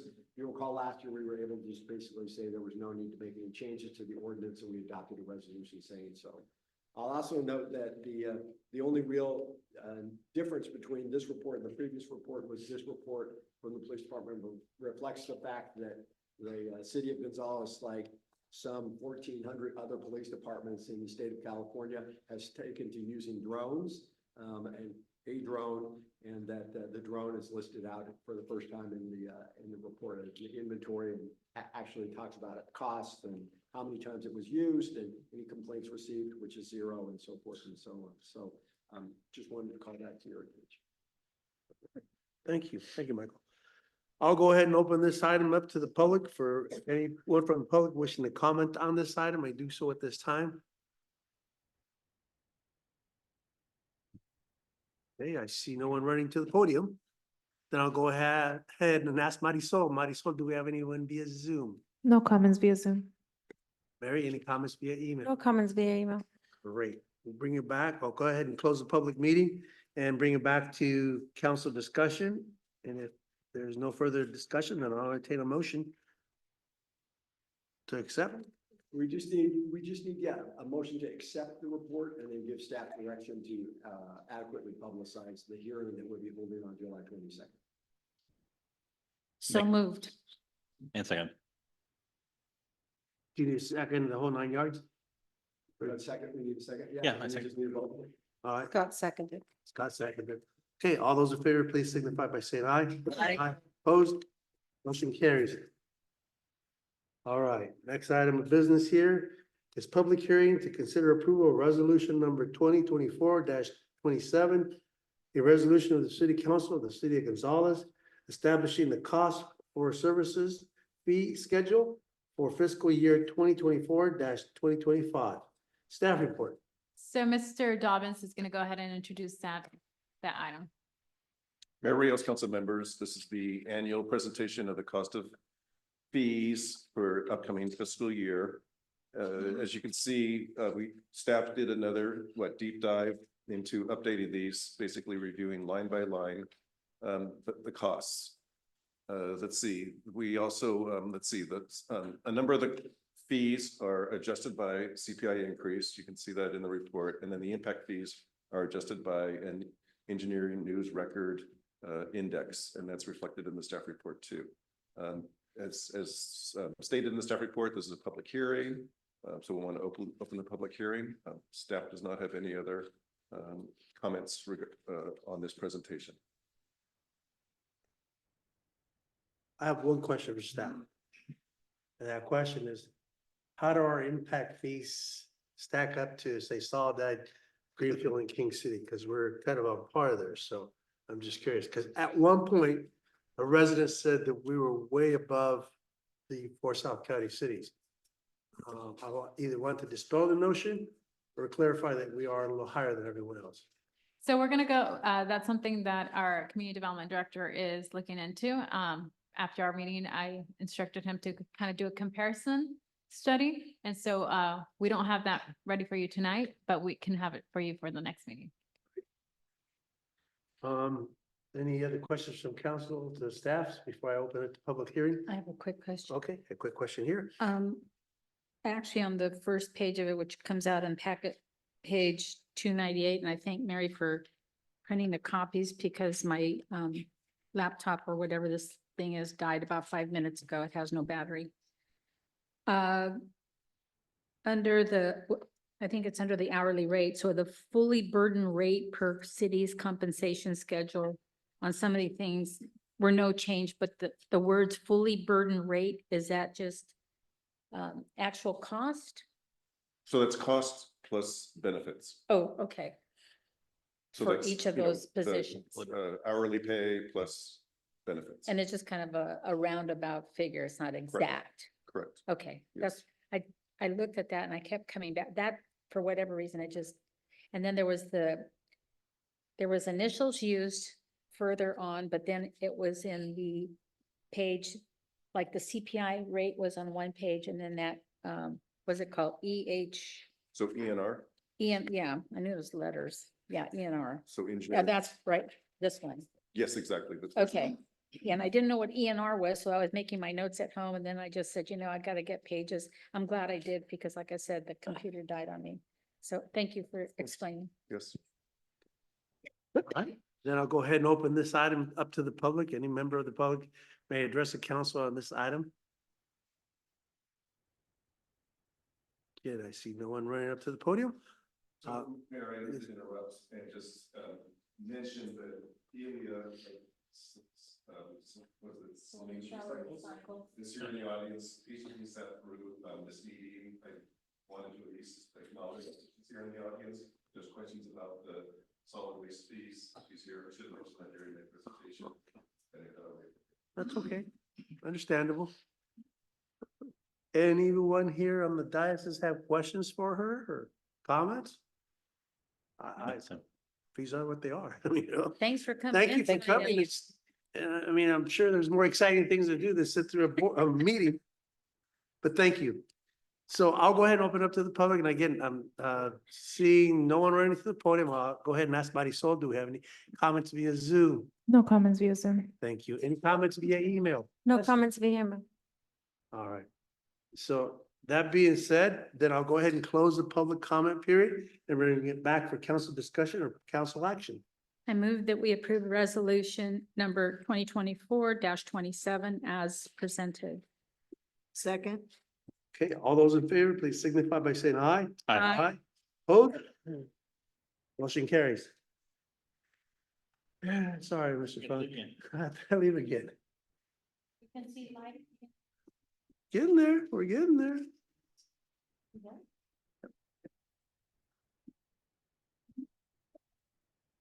Thank you, Marisol.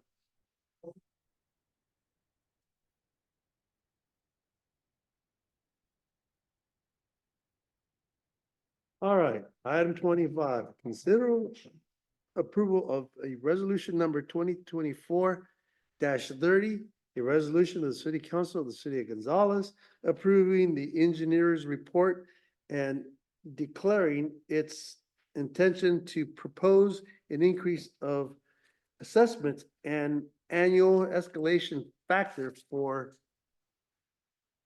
the California Breeze Benefit Assessment District for fiscal year 2024-2025, and B, resolution number 2024-31, a resolution of the City Council of the City of Gonzales approving the engineer's report and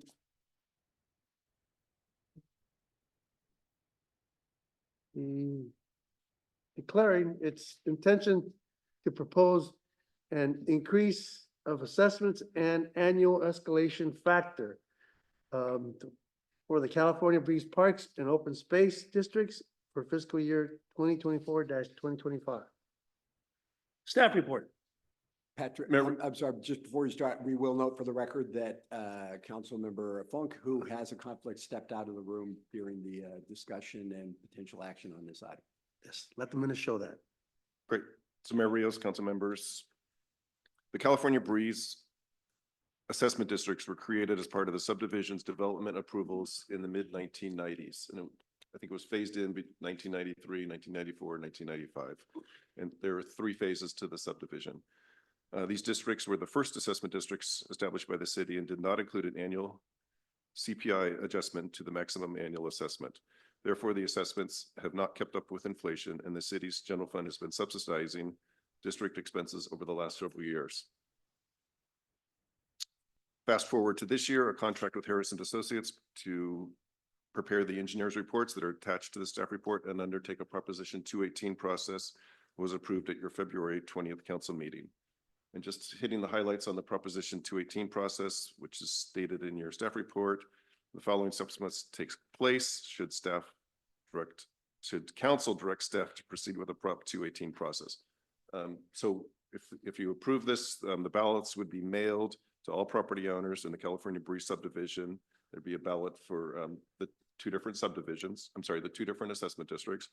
And they'd list the current and proposed maximum assessment amounts, and a 45-day period is provided for the return of those ballots. They are only provided to property owners, not renters and tenants. So following that 45-day ballot period, the council will hold a public hearing at the council meeting, and that's why we shifted it from July 15th to July 22nd to take public comment and tabulate the submitted ballots. So if the ballots submitted in opposition to the proposed assessment increase do not exceed 50% of the total number of ballots, which is otherwise known as a majority protest, the council may approve the increased assessment amounts. And then if approved, the assessment engineer provides the assessment roll to the county assessor the first week of August. So due to need to significantly increase the annual assessments, staff recommends that the benefit assessment district be phased in over a 3-year period. And right now the maximum assessment it varies by phase because of the improvements and the maintenance in each phase. So there's a Phase two, $185 a year. Phase one is $187 a year. Phase three, $234 a year. So this would be phased in, and they would, basically the three phases are, they would go from that amount that I just mentioned, and this is listed on the table. This coming fiscal year would be $287. Next fiscal year, $366, and then the proposed assessment for the third year, which would be 26-27, is basically $339 a year. So that's the benefit assessment district. The Parks and Open Space is we would recommend a 4-year phase in. And again, phase one is $227 a year, same as phase two, and phase three is $271 a year. So the phasing would be $325 next year, $406 the following year, $507 the next year, and the last year, $575. I do want to mention it's a bit of apples and oranges, but I want to mention that the assessments for the Canyon Creek subdivision are $600 for the benefit assessment district, and also $600 for the Parks and Open Space. And the assessments for Cipriani are $710 for benefit assessment and $650 for the Parks and Open Space. On the property owner engagement, over the last 4 months, staff met with interested property owners on 2 occasions, the most recent one taking place on May 8th. And we discussed the need to increase the assessment to basically rectify the fact that there's no CPI increase to the maximum assessment. And then also in the packet is a survey mailed to all property owners. That's 330 property owners. And this was mailed on May 3rd. To date, we've received 25 responses with 10 property owners supporting the assessment. And I think part of the breakdown was, oh, I use Meyer Park, I support this assessment. Oh, I don't use the park, I'm not interested in increasing the assessment. Staff would certainly do more property owner engagement should we go down the path of a Prop 218 process. So to close, staff recommends that the City Council adopt the resolutions authorizing its initiation of a Proposition 218 process to increase the annual assessments for the California Breeze Benefit Assessment and the California Breeze Parks and Open Space, with the addition of an annual CPI adjustment. That concludes staff report. Thank you, Patrick. All righty, unless you have specific questions for staff, I'll go ahead and open this up to the public. I just have a real Okay. quick one. Clarify again what phase 1, 2, and 3 are. So those are there were three phases of the project. So if you can picture 3 different subdivision maps, and it marched from and it includes the commercial on the south side of 5th Street. So that's the Chevron station, Taco Bell, and then it marches to the south. So as the development was built out. Precisely. So now they'll all come together and sing Kumbaya. Correct. Okay. Correct. Okay. Thank you. Hopefully Kumbaya. Hopefully, kumbaya. All right, then I'll go ahead and open this item to the public. Anyone from the public wishing to address the council on this item may do so at this time.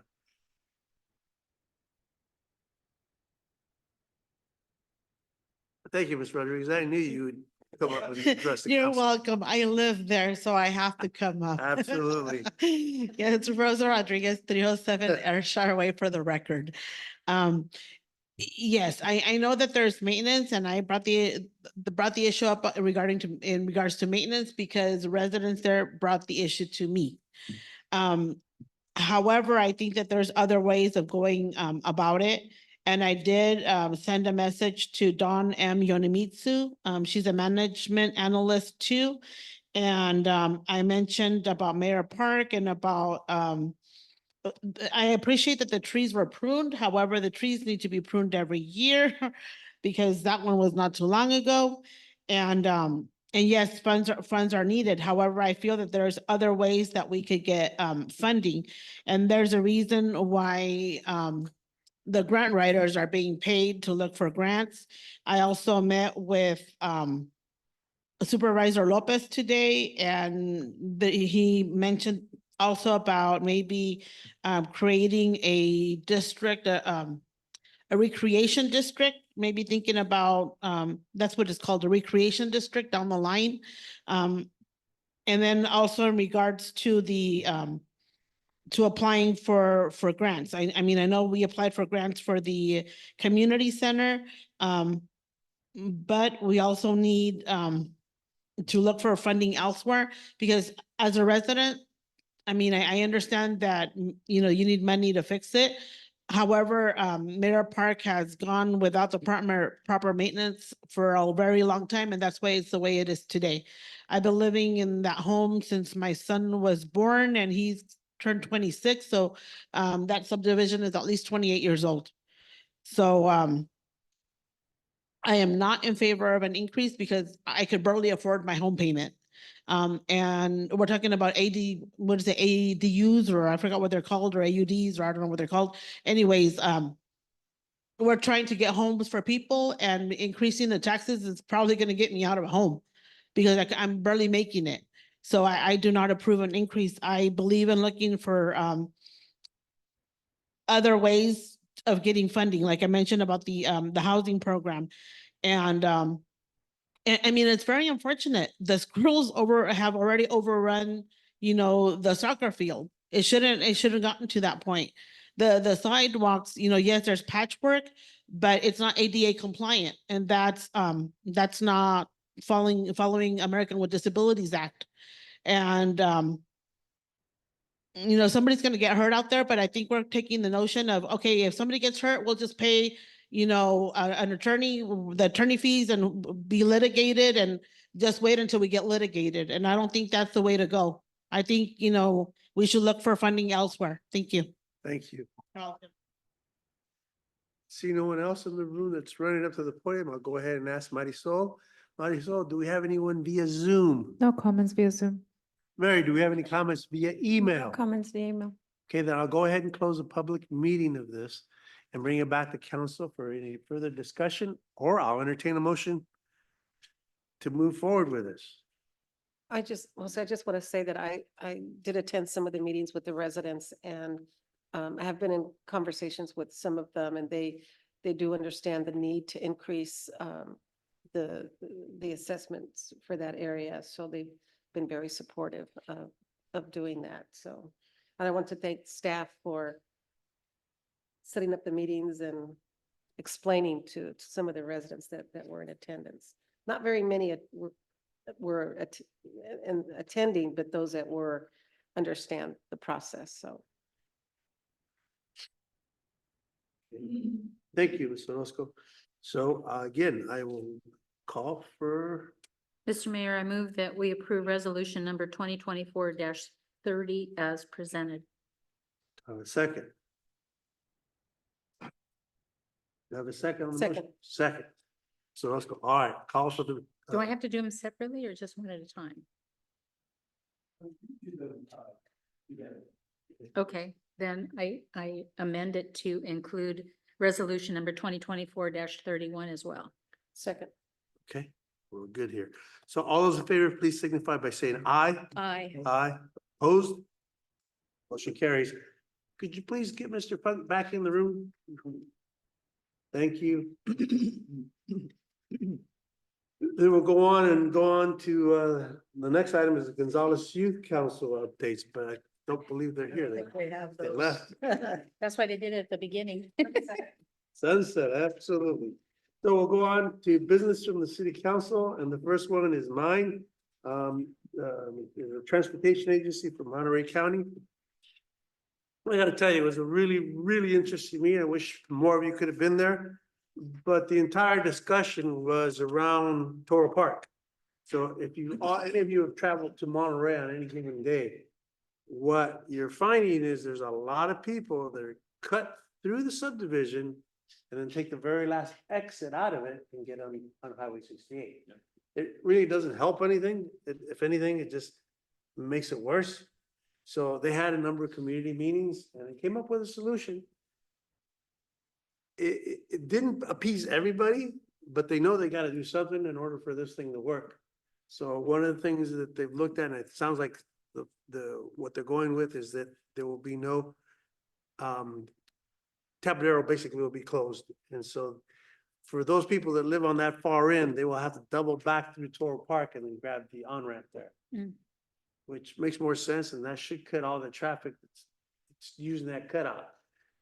So it was, like I said, it was a very lively discussion. Most of it was for, there was a few opposed, which I understand. I mean, you know, if it just added 5 minutes to my day, because now if I'm on the very north end of the subdivision, now I gotta double all the way back. But I think in the long run, they understand that this is not only creating a major traffic hazard there, but it's also creating hazards for the kids going to school, because apparently that I've never driven through that, never made that effort to bypass the traffic by going through through Toll Park, but apparently there's a school pretty close proximity that is heavily impacted, and I guess they've had a couple of near misses, so something's gotta be done. So that was the entire discussion pretty much for the meeting, and the motion was that we're gonna go ahead and move forward with the majority's approval. We'd like to have 100%, but as you know, in any meeting that we have, we're not always gonna have 100% agreement. But we try to get as close as we can. Next one, I believe, is also mine. No. Yes, it is. The Mayor Select Committee, we meet this Friday. So I have no update for the Mayor Select Committee. Which actually, you won't be making it, right, Carmen? Because this one is particularly gonna be very interesting, because it's not only the mayors, but all the city managers. And it's in Carmel. Carmel's hosting it, so. All right, moving on to item C, Salinas Valley Recycles.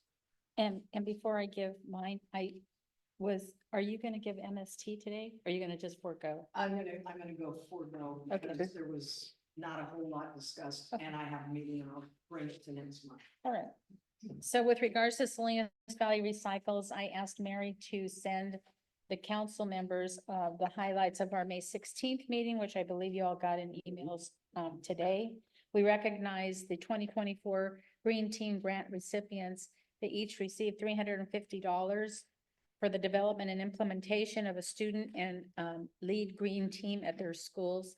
The schools are listed in that report, as well as they introduced the 23-24 Youth Council. They have a youth council similar to how we have it here in the city of Gonzales. You know, this youth council that we have here is a model to other agencies and cities. So it's kind of a nice thing when you see other agencies doing similar things and involving the youth. Our next meeting will be on Thursday, June 20th at 6 p.m. here in our council chambers.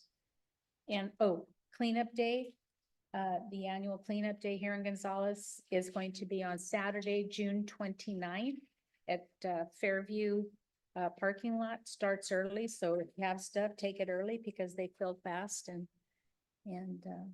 so let's clean up our town. Maybe cut some of those weeds that Henry was talking about. Thank you. And if I could, Councilor, Mayor, Councilor Silva, I attended that meeting on your behalf. But to acknowledge that it was actually the, I guess they're closing out their year, right? That city council, so it was nice to see. So, and yes, and they actually acknowledged they had gone to the summit. So, so thank you to staff and our commission for hosting that. That was an awesome deal. All right, we'll move on to oral communications from council. We'll start with Lorraine today. I just would like to thank those folks who attended the Memorial Day event out at the cemetery. It's always a somber day. I especially wanted to thank our Gonzales Explorers for working on the rifle squad. George really enjoys doing that every year because he loves working with the students. And also to thank Corporal Castillo for kind of heading that group up. So I appreciate that. And thank you to everyone who bought barbecue tickets. We had a very successful day, and we just appreciate how everybody always helps us out during that day. So thank you for that. And that's all I have. Thank you. Liz? I just want to echo the thank yous to the Gonzales PD Explorers. They did an awesome job. I saw them practicing. And for young people who have never done that, they did a great job, as did the junior ROTC from Soledad High School. I've been helping with reading the names of our deceased veterans for quite a few years now. And every year there's just a couple more new names added to the wall as well.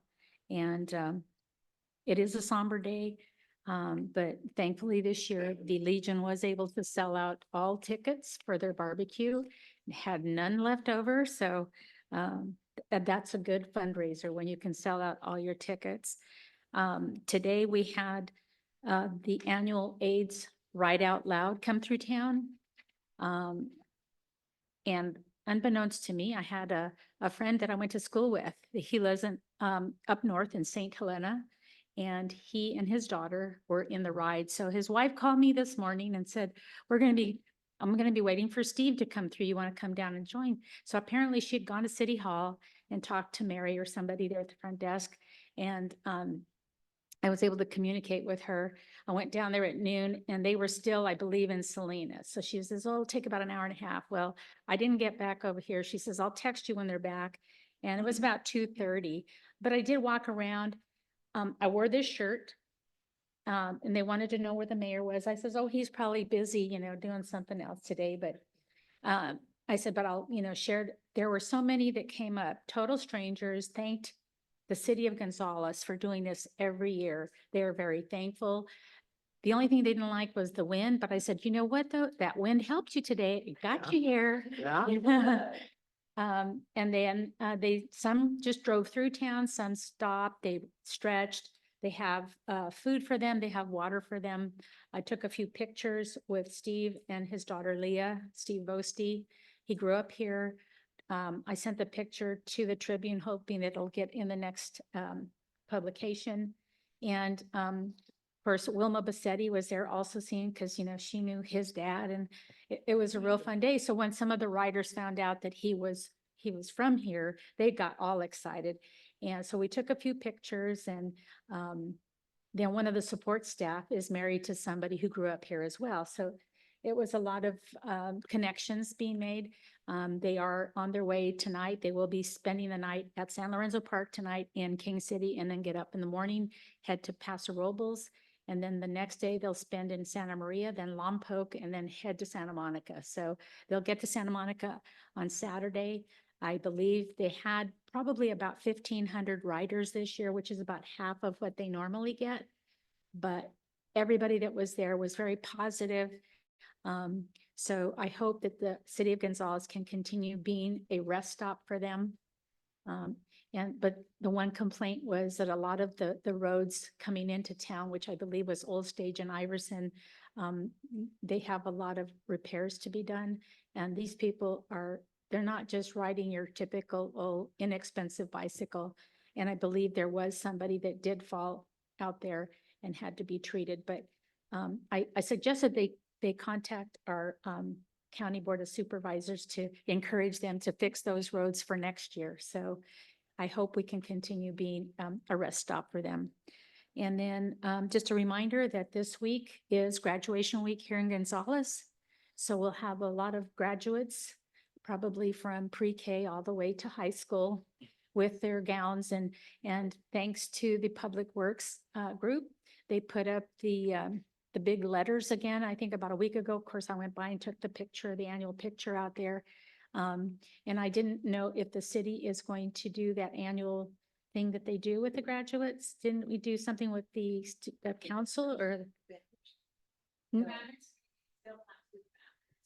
They're coming a little bit later every year, it seems like, because the school wants to ensure that everybody who ends up graduating gets a banner. And so some of those names come later in the year. I will reach out and get a date as to when that will be, but this is kind of typical now. That the last 3 years, it's been after graduation that we do the banners. Okay, well, good job to everybody. Thank you. Mr. Funk. I think a lot of things were said there, and I just want to kudo that, and nothing else today. Okay, thank you. Ms. Orozco. Thank you. Again, congratulations to all of those that are graduating, and congratulations to those that received their awards tonight. I also, it was very interesting to hear how the sale of fireworks really benefits some of our our groups. You know, that's something that I had been asking for some time and just kind of wondering, you know, how do they benefit? What are some of the programs that they do with those funds? So I found that to be very, very helpful to know that it, you know, they really depend on those funds. 4th of July is just around the corner. And our 5K run, we had our meeting this morning at Rotary. So we've got barbecue rib tickets available for sale from all of our Rotary members. And applications are now available for some of our groups to participate in food booths or whatever information booths that they want to put out on the 4th of July. Also, our St. Theodore reverse draw is just around 2 corners. Liz, I think we still have some tickets available, but that's always a good event to attend. So once again, congratulations. Yeah, takeout. Yes. Thank you. That's it. Alrighty. I really have no comments other than one thing, and it's, the only reason I'm bringing this up is that the flow of traffic along Fifth Street is pretty serious on a regular basis. I saw, there were horse playing, but I thought to myself, that was a nasty fall. Right before our sign, as you come into town, trees lifted that sidewalk about that high. But like I said, they were horsing around, and I thought even kind of giggled to myself and says, well, you should do like me, look at the ground, that way you don't fall. But if we could take a look at that spot there, it's right just before you get to the City of Gonzales sign. Said it's going up, and I think it's that lovely tree that's there. I mean, one day someone will figure out how to get trees to grow into the ground rather than along the ground. So Mayor Rios, which side of the? Oh, it's on the north side, So it's just where the Fifth Street, this Fifth side of the freeway. this side of the freeway. Okay, that's near the It's city like sign. right next to the city signs. Just Got it. before you hit that city sign, Great. I'll look. there's a tree right there, and I said it's got it up about that big. Okay. And I said, needless to say, it was a guy that fell, and you can imagine the rest of the guys just laughing it up. So I thought, "Whew, good, now they can sue this, the City of Gonzales, laugh away." But I thought it'd be a good idea to bring that to your attention. All righty, business from our city manager. I don't have much. You guys covered everything that I was gonna say this evening. The only thing, again, just reminder that 4th of July is coming, so keep it safe and sane. That's our tagline now. Keep it safe and sane, and you know, invite everybody to the festivities at the park. And I will be out of the office Thursday, Friday, and Monday, so that you are aware. I'm gonna add to your report only because you and Patrick were both there. So Carmen, I and Patrick met with a farming operation that kind of works right next to the wastewater treatment plant. And of course, he had some ideas that won't work at this stage because we've already planned things out. He still had some other possibilities. And I said, go look, you can figure something out. You know, I'm sure staff will be willing to work with you. But they're also interested in helping with the new development by committing, not necessarily that particular acreage, but like we told them, you already have an easement in front of you, so why not put your property in an easement? You'll never be able to grow out that way. Well, he was like, yeah, that makes a lot of sense. So it's been fruitful. I do have another couple farmers that I'm speaking to that I think Glenn hopefully. So, yeah, so we are connecting anybody who's interested with the developer so that they can have a discussion. Yeah. Okay. That being said, we'll go ahead and move on to the closed session item. Any member of the public may address the council on a closed session item appearing in the agenda. Speakers will be limited to time period of 3 minutes. Please be brief and to the point. And the items that we're discussing is item number 30 is the city council will recess to closed session to consider personnel matters pursuant to Government Code Section 54957 B1, City Manager Evaluation. And the other item is item number 31 is the city council will recess to close session pursuant to Government Code Section 549.56.B to give instructions to the city staff property negotiations.